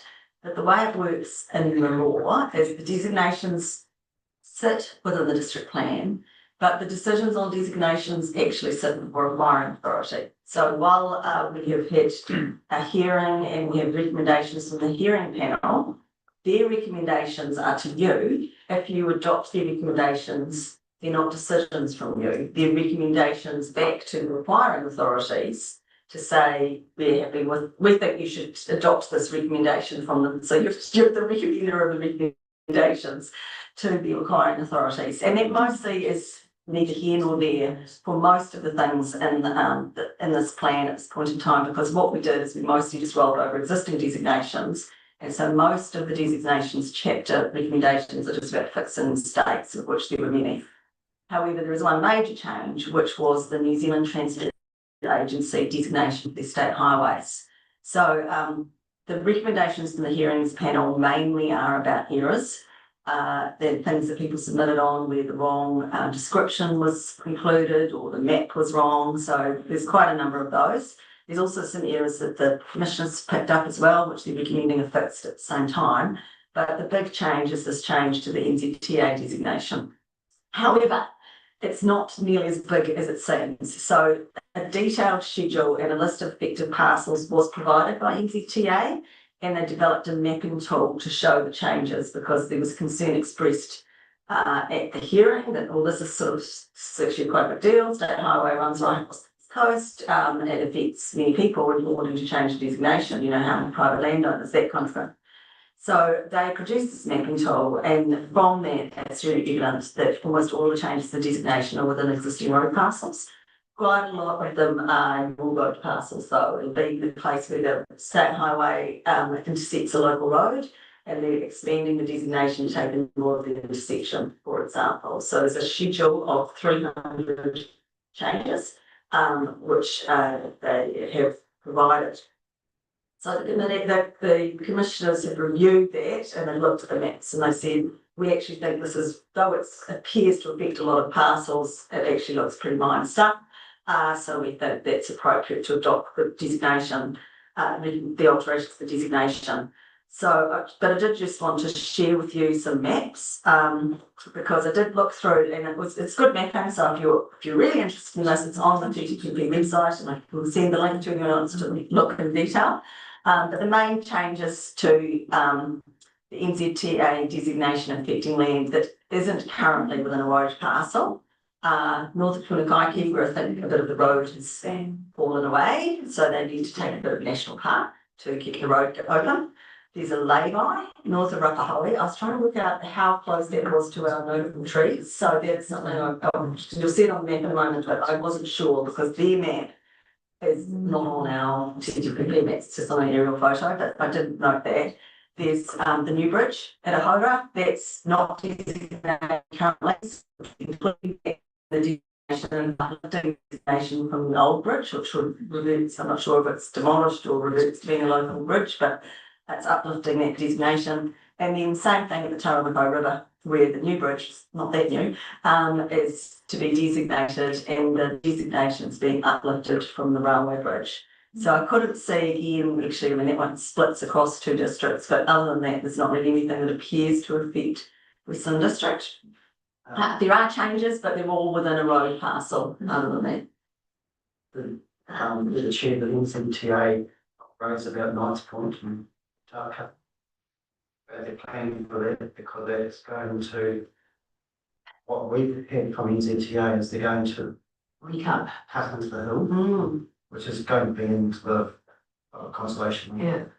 So whereabouts is it? Knight's Point, but you won't have had that because that's only just sort of in the last couple of months that we've got this decision. So it seems to me what they're doing is they're tidying up their designation to what's already there, and what you normally, which haven't done, but if you're creating a new area, they actually do a separate process of designation. I mean, when it's I think they do tend to take the view, well, when it's national parks on the stock, they don't go through any traumatically huge process. But if it's private land, obviously there's a stock land. But that wouldn't have been included in this because it sounds quite very recent. So the hearing for designations was nearly 18 months ago. So yeah, no, it won't be anywhere near it.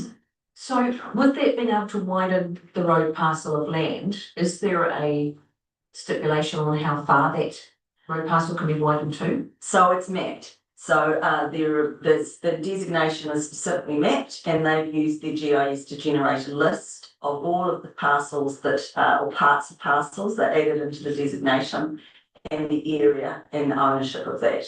So that was all provided to the hearing, and I looked through all of that when I was preparing this. And it was clear to me that in almost all instances it was either dockland, local road, or a piece of land already owned by NZTA but not included in the designation. So it's very minor stuff, except for these ones that I highlight. So here's the first one. So this is at Punakaiki. So this is probably what they'll end up doing for Knight's Point. I'd imagine when they work out what to do is they'll seek to add a piece of land into the designation to help with that. So that's that blue area there. Is the area that's being added into the designation at Punakaiki, what's actually north of Punakaiki, in a windy bit of road. And then this second one is the lay-by I mentioned, and I just Not anymore. know where it is. So it's not really a highway.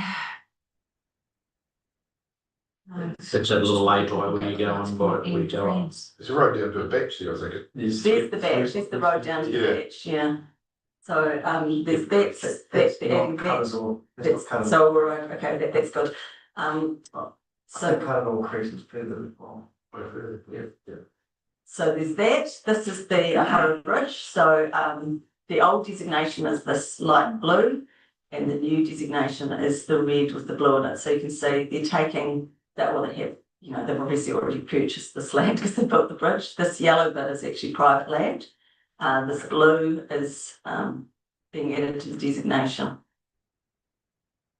So it's the Ohara Bridge, and then the last one is the Taramako Bridge. So the old designation is this blue that going across the joint road railway bridge, and they're uplifting the designation. Of course, there will still be the Kiwi Rail designation over the railway line there, and then the new designation is the yellow and blue area there. So this doesn't cover relocation of a state highway, does it? Just no. So and because I think if they're doing anything major like that, they go through a separate process, not through our plan. They've just said this is a tidying up exercise. We actually haven't done this because their designation's quite old. We haven't tidied up. We've done better survey work, so now we know where the road actually is. That kind of thing. So it's been for them. They said it was a tidying up exercise rather than a new. But obviously, there's two big new bridges built. And so they want to include that within their designation. So those are the major changes from NZTA and from the designation report. But there is a viewer that if you want to just have a really careful look, which I can send the link out to the committee, it's online on our TTPP website that you can look at all of the changes right across the region. And that's my presentation. So any other questions on designations? Through the chair, in the maps and in the report, it's got remove the regarding St Mary's School. It was actually the church and the presbytery. Why is that being? I'll have to come back to you on that because I didn't do this topic again, so I don't know much about the designations. So that's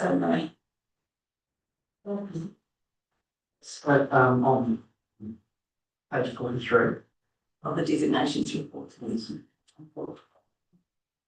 And I'm just skeptical of, churches looking very dicey as it is, and whether they carve this off from I guess it's all guys, similar owned property, you see, school and the Presbyterian church, and I think dividing it in two, I don't. That's interesting, isn't it? I mean, it's, Am I right? as I say, all we can do is say, so I'll give an example of where a requiring authority very recently has done something that the council didn't like in the same circumstances as this. So Wellington Airport is a requiring authority for Wellington Airport Authority for the airport, which has a designation over it. And they submitted a very substantial change to their designation, which would lead to the need for anybody who built a multi-storey building within the flight path of Wellington Airport, which is most of Wellington City, to get approval from Wellington Airport requiring authority. Wellington City Council, I think it would be fair to say, fairly outraged about this, and they provided a recommendation back to Wellington Airport saying you should not do this, it's entirely unreasonable, it will block development, and Wellington Airport has said too bad with the requiring authority going to require it. So we can say to the requiring authorities, in this case Minister of Ed, we don't think you should do that, but they don't have to take the paying attention, unfortunately. It wasn't mentioned, however, in the recommendation report, so No, I'd just be interested in what is the background, what's the rationale for this? I don't know, sorry, so I'd have to read the, but I can look into it. And so that's something. Yeah. Education. Lois,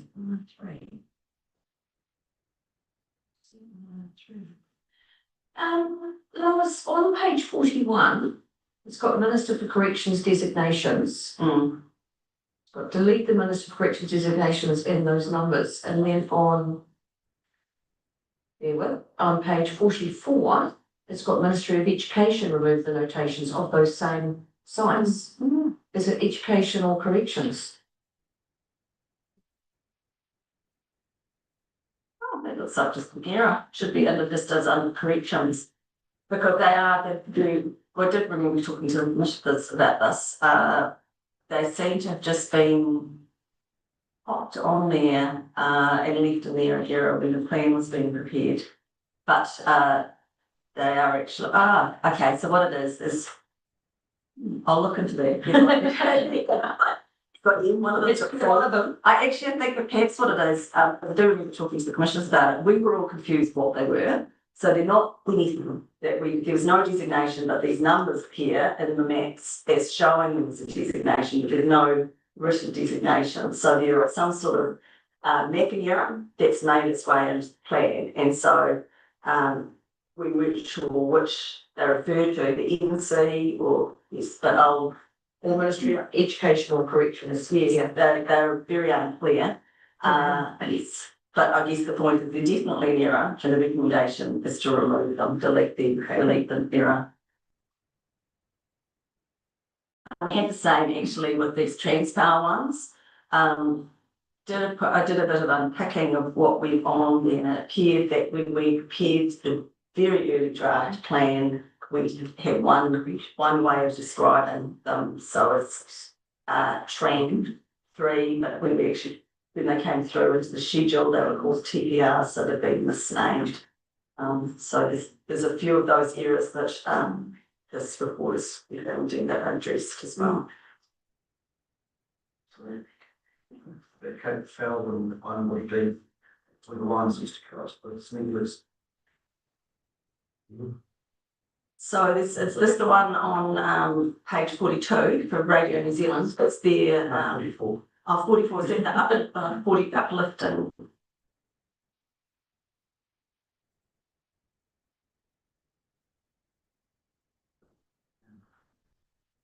yes, at Mackay Road, Cape Vale, that must be the old license to me. Substation. Yes, sorry, because lines weren't designated, just the substations. So Yeah, substation UPUs. So these are all substations. yes, they will be. Well, can I ask a question? Where is the list of designating authority, requiring authorities? Is that attached in the document? So the plan has a list of requiring authorities and who and actually designation. So the requiring authorities are set out in, I'm just trying to remember which piece of these legislation, but they're set out in national legislation who is a requiring authority. So it's all of the councils, it's all of the. Referenced in this document? No. No. So the requiring authorities, and they change over time. So for example, new requiring authorities can be created by the government. And then we're just kind of a passive, kind of normally what would happen outside the plan review process is a requiring authority to go, right, I want to designate some land. They, a common one would be, I want to, Ministry of Ed wants to designate some land for a new school. And so they will then identify that. They will then just notify the councils as other affected parties. So your role in that is really just as a submitter. There might be the council might have a role in helping organise the hearing, that kind of thing, but essentially very much a requiring authority during the process. And so as new requiring authorities are created, they can designate things, and so the kind of there's a point of the section, there's a process together around hearings and recommendations, but decisions are with the requiring authorities. So, just for completeness of the community's understanding of what's happening in their property, generally they'll be looking to the district plan, and it would be helpful, I imagine, to have this list of requiring authorities somehow connected to the plan at some stage in the future. If there was a place for that in the plan, it would probably be in the relationship spatial layers. So there's a section of the plan which is other national instruments. So we can link through to that. I guess that I'd be reluctant, well, not that we've got a submission to, but even so, I'd be reluctant to put the list of requiring authorities in the plan because of change. Yeah, so that's the point. Having a reference to where you find the list is probably better, but it places the national instruments section. I never heard of these requirements. Well, I'd heard of them, but I didn't realise how extensive they are and how extensive their powers are. Yes. It's significant. Yes, it is significant. I didn't realise how extensive they were either, because I've never had much to do with designations until this Wellington Airport issue came up, and I was really startled that they can just pretty much say we don't care what you think, council, we might really hate this, but we're just going to do it anyway. Well, sorry, New Zealand and their Westport to stop them doing something. Westport same bar. It's like a fly swap.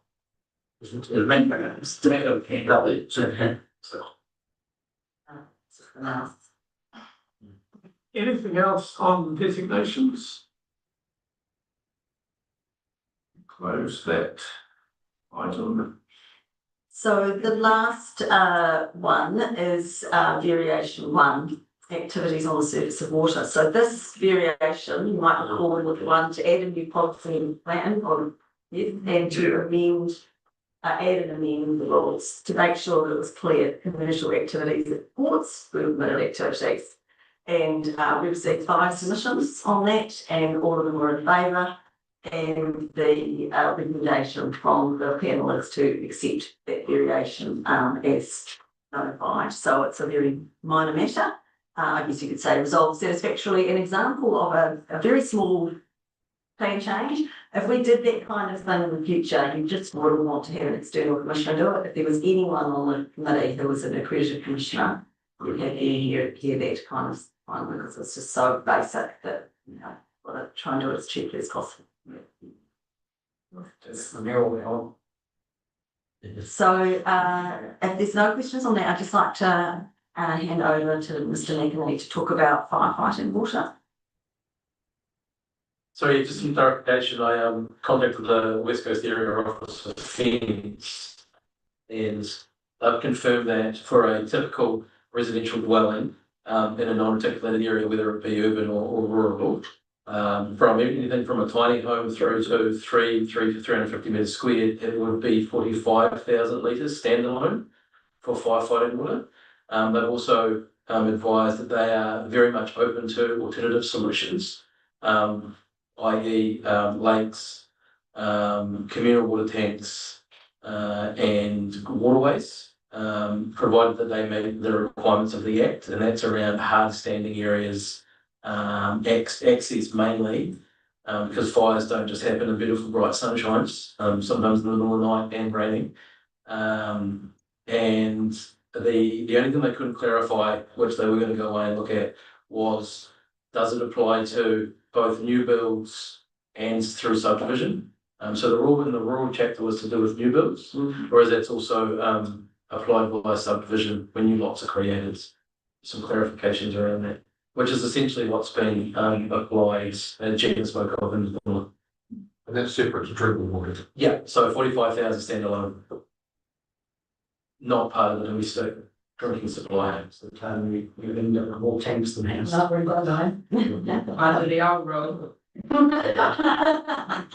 See, the tiny side of the So the reason I did emphasis typical residential build, so obviously doesn't take into consideration commercial or industrial, where it's a non-articulated area. And I guess this facility is another good example. And it also begs, I know this place has sprinklers, so there is a carve out for sprinklers in the standard. So there's a lot to digest, but they're probably most common that we'd come across through what planning that we do. So,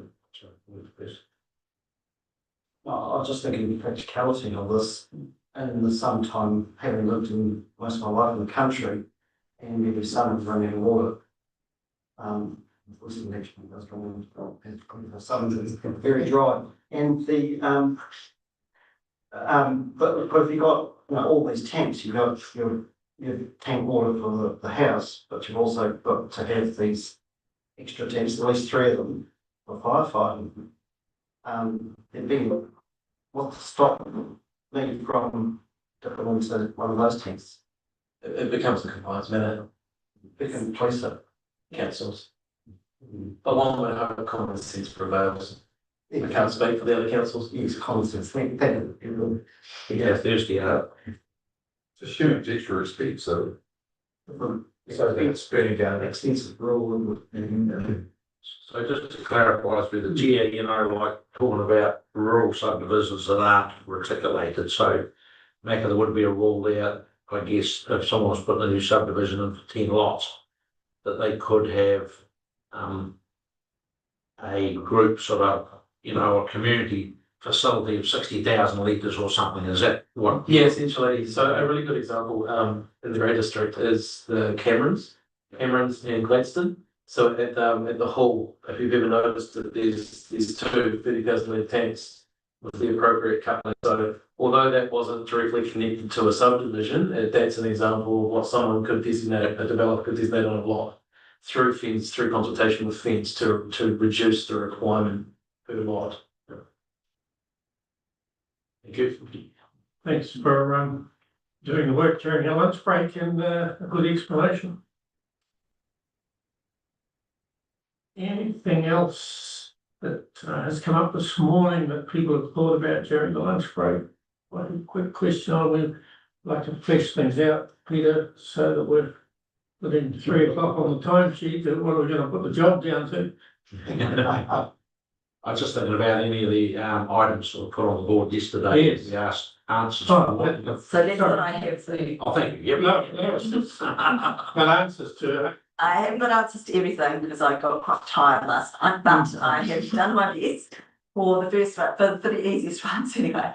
So, well, they actually weren't that easy, but because I couldn't answer them because these were in my chapters, a lot of them. So our first one was high trip generating activities, which I now know quite a lot about because previously I didn't. So in the notified plan, what we have is, if any of you have this report, or I could share my screen, but I suspect it's not very visible, but I'll do it, shall I? Sure. See if it's paper, I think, but I'll share my screen or see what it looks like on the screen. Really. That's helpful. I increased the size of it and people might be able to see that. So this is this is what's in the current plan, the proposed plan. So we have the high trip generation activities is based, as you can see, kind of it's on sort of an odd range of things. So number of children at the childcare, number of students at education or tertiary, the gross floor area for quite a lot of activities. Mining and quarrying, it was more than 30 heavy vehicle movements per day. Service stations, you had 2 filling pumps. residential, 20 residential sites, and activities not otherwise listed in this table was 60 vehicle movements per day. So I'm not sure who it was who made the submission, but my guess would be NZTA. Sort of replacement of that, and that's what's come through in the recommendations. I should just say all of these activities, if they meet this list, require resource consent, a restricted discretionary activity resource consent, and they have to produce a transport assessment, which is also set out in the standard. And you don't have time to read this, and it's not very interesting, but basically they had to do a transport assessment as part of the requirements. So the recommendations from the hearing panel, if I just put this table up, is completely different. So they're suggesting that rather than base it on 25 students or 30 heavy vehicle movements, that it is all about vehicle movements. So they've developed this metric called equivalent car movements. I assume they use this for how they do other things with roads. So one heavy commercial vehicle, otherwise known as a truck, there's 3 equivalent car movements. A car is 1 equivalent car movement, and an articulated truck or truck and trailer is 5 equivalent car movements. Oh. So this is all about, I guess it's a combination of the wear on the road and also the kind of the disruption that they might make at an intersection. Oh. And so they said if you're generating your equivalent car movements are less than 100, you are not a high trip generating activity. And you might recall with your that we had a catch-all of 60 in the proposed plan. So this is a significant increase in terms of before it becomes a high trip generating activity to 100 equivalent car movements. So anything below that doesn't trigger the rule. Then they've said divided into these 2 types of traffic assessments that could be done if you are a high trip generating activity. A basic one, which is quite basic, it's less onerous than the one that was in the proposed plan, or a full one, which is probably more comprehensive. And so they've classified the different roads. We have local roads, which are yours, collector roads are mostly yours as well, arterial roads are yours, and state highways are theirs. So this means that if it's depending on the scale of activity and the type of road, depends on what sort of traffic assessment is required to be done to deal with that. Oh, so there's no movements between 200 and 210. It's interesting. Well,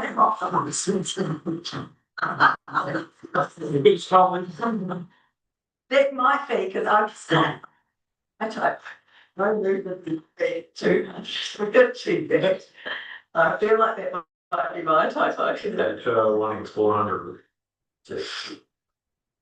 Can catch you that. I will just I know Councillor Howard's already sent an email with some mistakes, so I'm really happy if you do spot things, just email me through. This is a typo that you need to fix. Because as I said, I have asked you in resolute recommendations to give me the power to fix the typos, so that'd be great to do that. So yes, you can see that this is quite a big deal in terms of, I mean, I don't know how big a deal it is in terms of the community, but it's significant reduction in stringency in terms of who is classified as a high trip generating activity. Because, 200 vehicle movements per day on a local road, that's quite a lot. So that's and because movement is 1 car in or out. So I hope it has listed the barrier. I mean, these are public roads. I mean, you can't stop a fleet of buses or the milk tankers going through or the logging trucks. No, so I mean, I guess that the question was, is this going to be more onerous than the proposed plan? The answer is definitely not. It's considerably less onerous.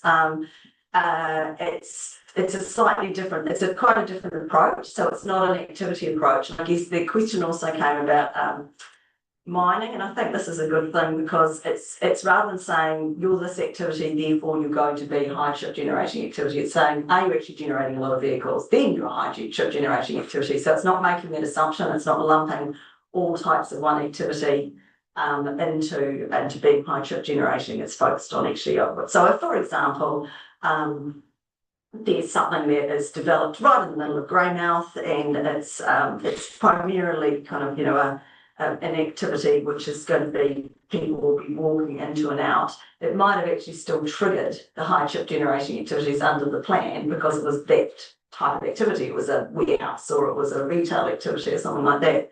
whereas now it's actually based on how many vehicles you can like generate. Christmas, you can't control the movements on any road. Yes, and I think that's probably called, this equivalent car movements. I haven't looked into the detail, but I'm assuming it's kind of normal rather than you know, the Christmas shopping frenzy or whatever it might be.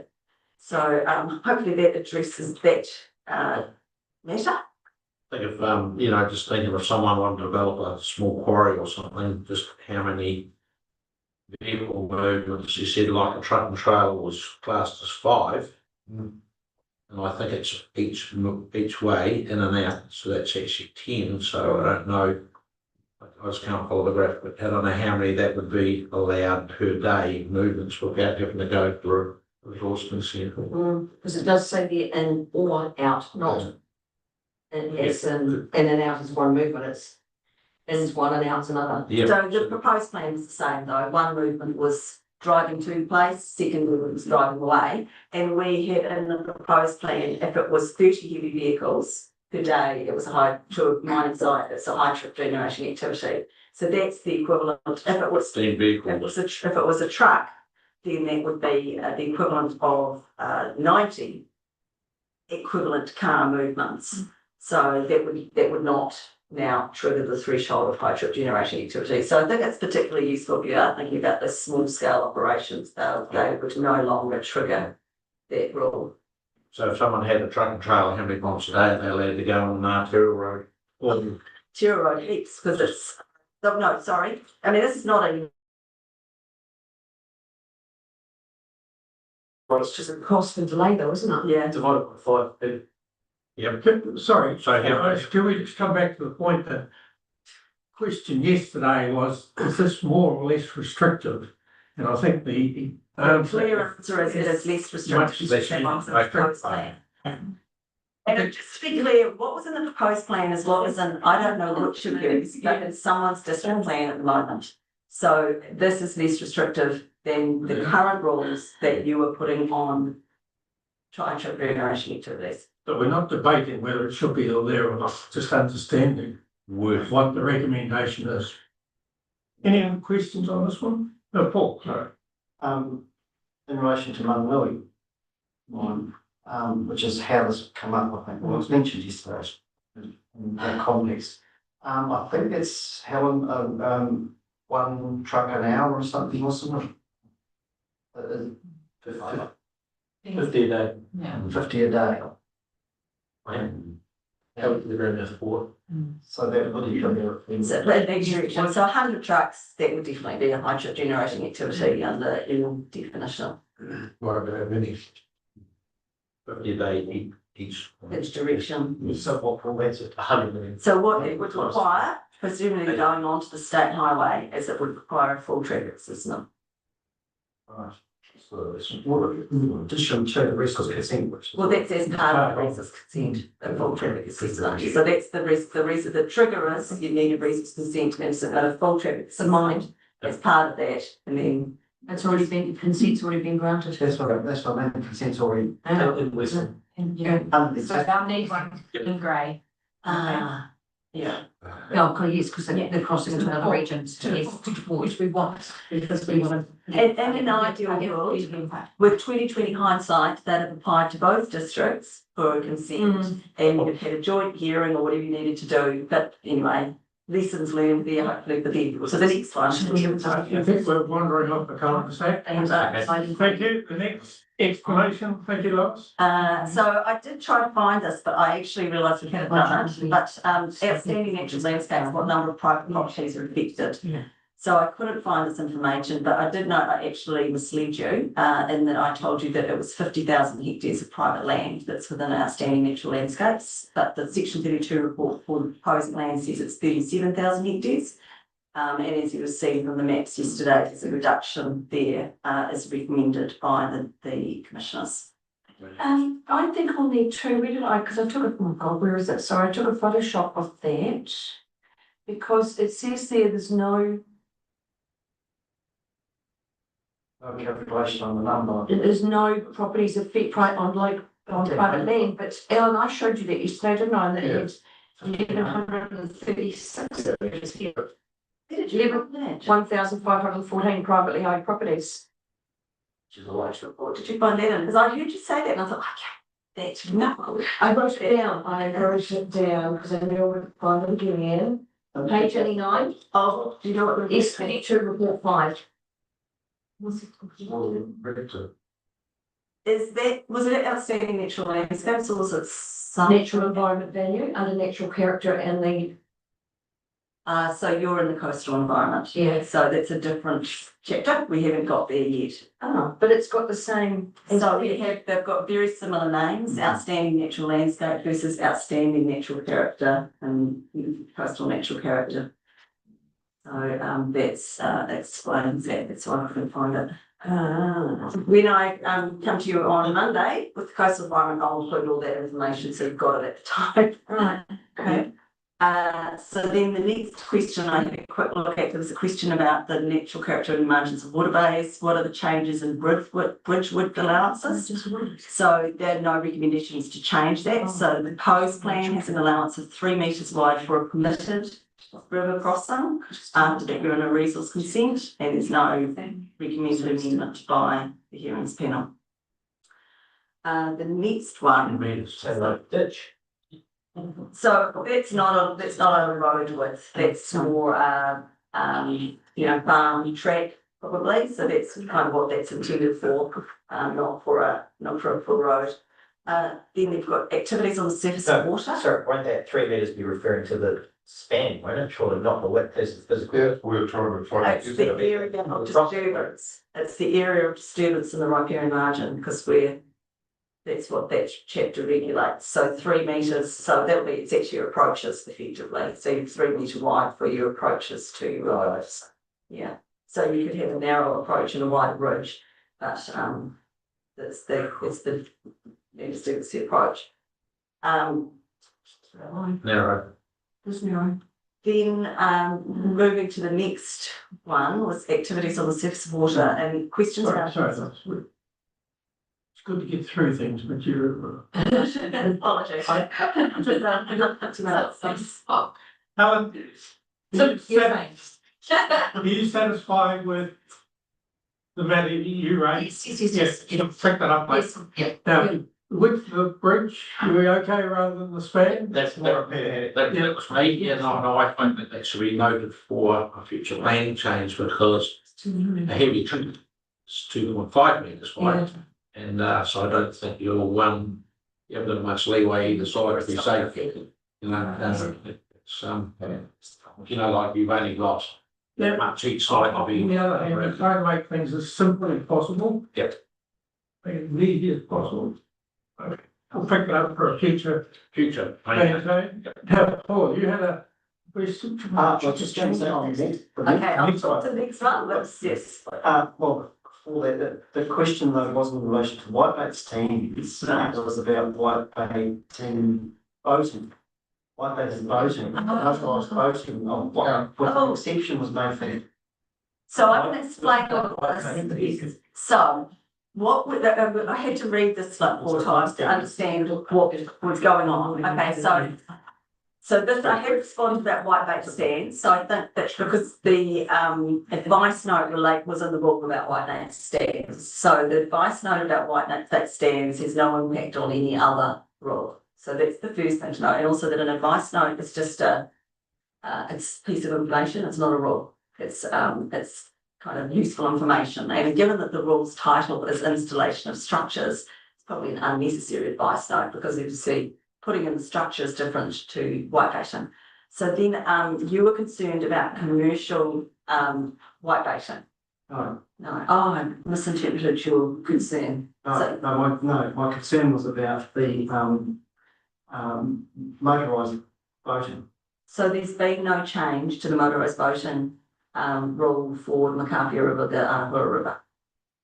I read it there and I tried to get clarification from our boating planners that there was an exception made for whitebait in whitebait season. In other words, because whitebaiting was regarded as recreational rather than commercial, and therefore there was an exception was granted by the commissioners to allow motorised boating on those rivers. So I didn't find that in the, I'll just reopen that recommendation report, but I didn't find the only place, because I'm looking for this whole whitebait issue, the only place I found it was in that rule, ASW4. So, just. Is that right? Says the whitebait stand on motorised vehicle, yes or? So the rule about motorised, watercraft does not have any additional recommendations for exceptions for whitebaiting. It just says, so we have a rule about motorised watercraft for non-commercial road use, but there's no mention of whitebait in that. So it's got the list of exceptions and it isn't allowed to occur. Non-commercial use is not allowed to occur on Lake Mahanakua, all of those lists, including the Makapia River and the Arahura River. So I'm not sure what your planner has picked up that I have not seen, because I've got. I'll take it off. Yeah. Offline. I'll take it offline with you because we've got the explanation from Rachel Cole. Right, because I couldn't find that there was an issue. So Bring that one up. Thanks. so that was the, and then the last one, I had a really deep dive into the boys. So again, just to have to say, this is not my area of expertise, and unfortunately don't have online. She's amazing on noise, so she was really helpful, but unfortunately she's not here today. So Olivia and Michael and Gina, maybe there's something you can add, but what I've done is a table for you showing the differences between the proposed plan, so notified plan, and the recommended amendment. So I've gone through every single zone. And I've got a summary because you can have a look at that at your leisure if you like, or ask me questions on it. But what does it mean? So the first thing is the recommendation is we had bespoke rules for many zones. So we said in the residential zone that this rule applies between 8 AM and 8 PM, and then it should be quiet. In the commercial zone, it applies between 6 AM and 11 PM because commercial zones are inherently noisy areas, for example, and they go later because there's bars and restaurants and things like that. So their recommendation, which I have to say all of these are based on the noise experts' recommendations, to standardise all of that. So that we have a daytime hours, which is 7 AM to 10 PM, and then we have nighttime hours, which is 10 PM to 7 AM, and our noise standards relate to daytime hours and nighttime hours. There's also, which is different from what we had in the proposed plan, an expectation of slightly quieter time in the weekends and public holidays. And so that's more stringent than we have. So generally, the standardising the daytime, nighttime is less stringent than our plan. So it's a relaxation of the rules because we were tougher. But weekends and public holidays, it's slightly more stringent. Then what I went through in detail, and so they've recommended higher noise limits in the sports and recreation zone, cheering crowds, happy parents watching kids playing sport. The stadium zone, same thing, and all commercial mixed-use zones, so that's all of the commercial zones, and also the general industrial zone, so not the light industrial zone, but the general industrial zone has quite a lot higher noise limits than what we had in our proposed plan. No change at all in the mineral extraction zone and bullock field zone, so as same as the notified plan. And then in the notified plan, we had, rather than listing noise limits in the plan, we said, refer to the noise standard for ports and meet the noise limits that are set out in that. And they have said you should list them in the plan. So the noise limits that are listed are the ones that are in that external standard, and they've also added that external standard as rule 1, something to refer to. Then in relation to the airport zone, I think this was actually an error of drafting because we only had best limits for Hokitika Airport and Frank Joseph Heliport. And I think it was because at the time I drafted those rules, we didn't have noise contours for the other airports. We do now. So they have recommended adding all the other airports that we do have noise contours into the rule. And then the other change, which I don't really understand the implications of, with some of my colleagues, is a change of where it's measured. So I knew when I drafted this that we were being a bit cheeky, but we had said all of the noise limits applied at the notional boundary of a sensitive site. So the idea being that you've got to meet your noise limits if there's a residential property next door, so that their kind of quiet enjoyment is met. But if in fact the property next door is, you know, something that doesn't have residential activity on, or sensitive activity, then you know that's no longer such a big deal. That was a big change from your plans. So your plans are all at the site boundary, and they have come back to say they should be at the site boundary. That's the noise experts are saying. And so I think, and I'm just looking at Olivia and Michael to say, am I correct in that is a more stringent provision? Yeah. Could you explain what a notional boundary is? Because I can't. Measurement. It's an imaginary line, so it applies quite commonly in an area where you have a dwelling a considerable distance from an actual site boundary. So a notional boundary is an imaginary line 20 metres from a building, or the building itself, whichever is closer to the boundary. Right. Yeah, so if you're in a rural area, you could be hundreds of metres from your actual site boundary. So notional is actually 20 metres. So it's to do with the outdoor enjoyment of your property. Whereas the site boundary, it's not quite so. Does that explain the 15-minute thing? No, I'm not. I don't know. You know about technical noise. Is that the way it's measured? Yes, the way it's measured. So LAQ.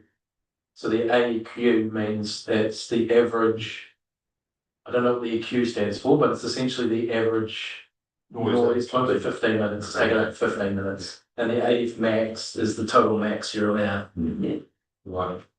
So you can have something really noisy for a short period, and you won't tip over. Or if you had something really noisy for a long time, then you potentially breach it. Yeah. So you see those LAF maxes is usually 70 or 75 decibels, which is really loud. But it's provided for, particularly it's 70 in most of the zones, but the noisy zones it's 75. But that's that's almost legal, will be damaging your hearing. So it's really loud because noise is a Hitting a piece of steel or something. Yes. Yeah. And should just also note it's probably worth having a look at the exemptions from the noise standards. So there's a long list in Rule 1 of all of the kind of things that people complain about, but they're actually just like normal things, dogs barking and the kinds of, for me, getting my skills sore out and chopping something up, that kind of thing, they are all exempt. So it's really about lawnmower. Lawnmower. I thought it was sort of been exempt, to be honest. I can move to the airport. It's pretty good. That's why we have the noise contours. So the noise contours are our way of giving airports kind of recognition that they're fundamentally noisy. Yeah. So it's a really great thing that we've managed to keep noise contours in place for all of the airports that we put on the airport zone, because what it does, that reserve sensitivity thing gets to guarantee them a level of, you can emit this amount of noise, and it's provided for in the plan. And if people are going to live next to an airport, then actually they need to have appropriate insulation for their acoustic insulation. Well, I mean, like at the airport, there's the rescue helicopter and plane coming and going 24 hours a day. So yes. Yep. Is that catered for? It is, yes. And so the noise contours for Greymouth Airport do go a little bit over private land, but I think it's part of the hospital, isn't it? Yes. Yeah. So, and I'm sure the hospital has taken that into account, because they want the helicopters landing, but they also want their patients to be safe. We have the same in Hokitika with the nighttime air ambulance rescue chopper Atlantic nighttime. So the housing. So there are exemptions for those kinds of things in plans. Gina, could I just ask you, as a practicing planner, any technical noise issues you'd like to comment on? No, sounds good. Oh, good. Oh, it's French. I should have known, French, you're an expert on noise. Yeah, I'm an expert on everything. Oh, excuse me, I'm an expert on everything, mate. You know that. Sorry, Gina. Good job. Any comments from you about noise?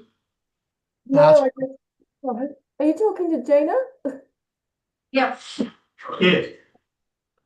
Okay, I was just gonna say, I haven't got anything further to add other than, generally, so our noise standards currently are measured from the boundary, so it's not like this is gonna be a major change, except for if you're in a, if you've got a consent and mining refers to notional boundary, so nothing really,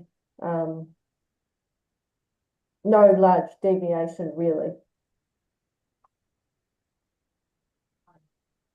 Yeah, the question.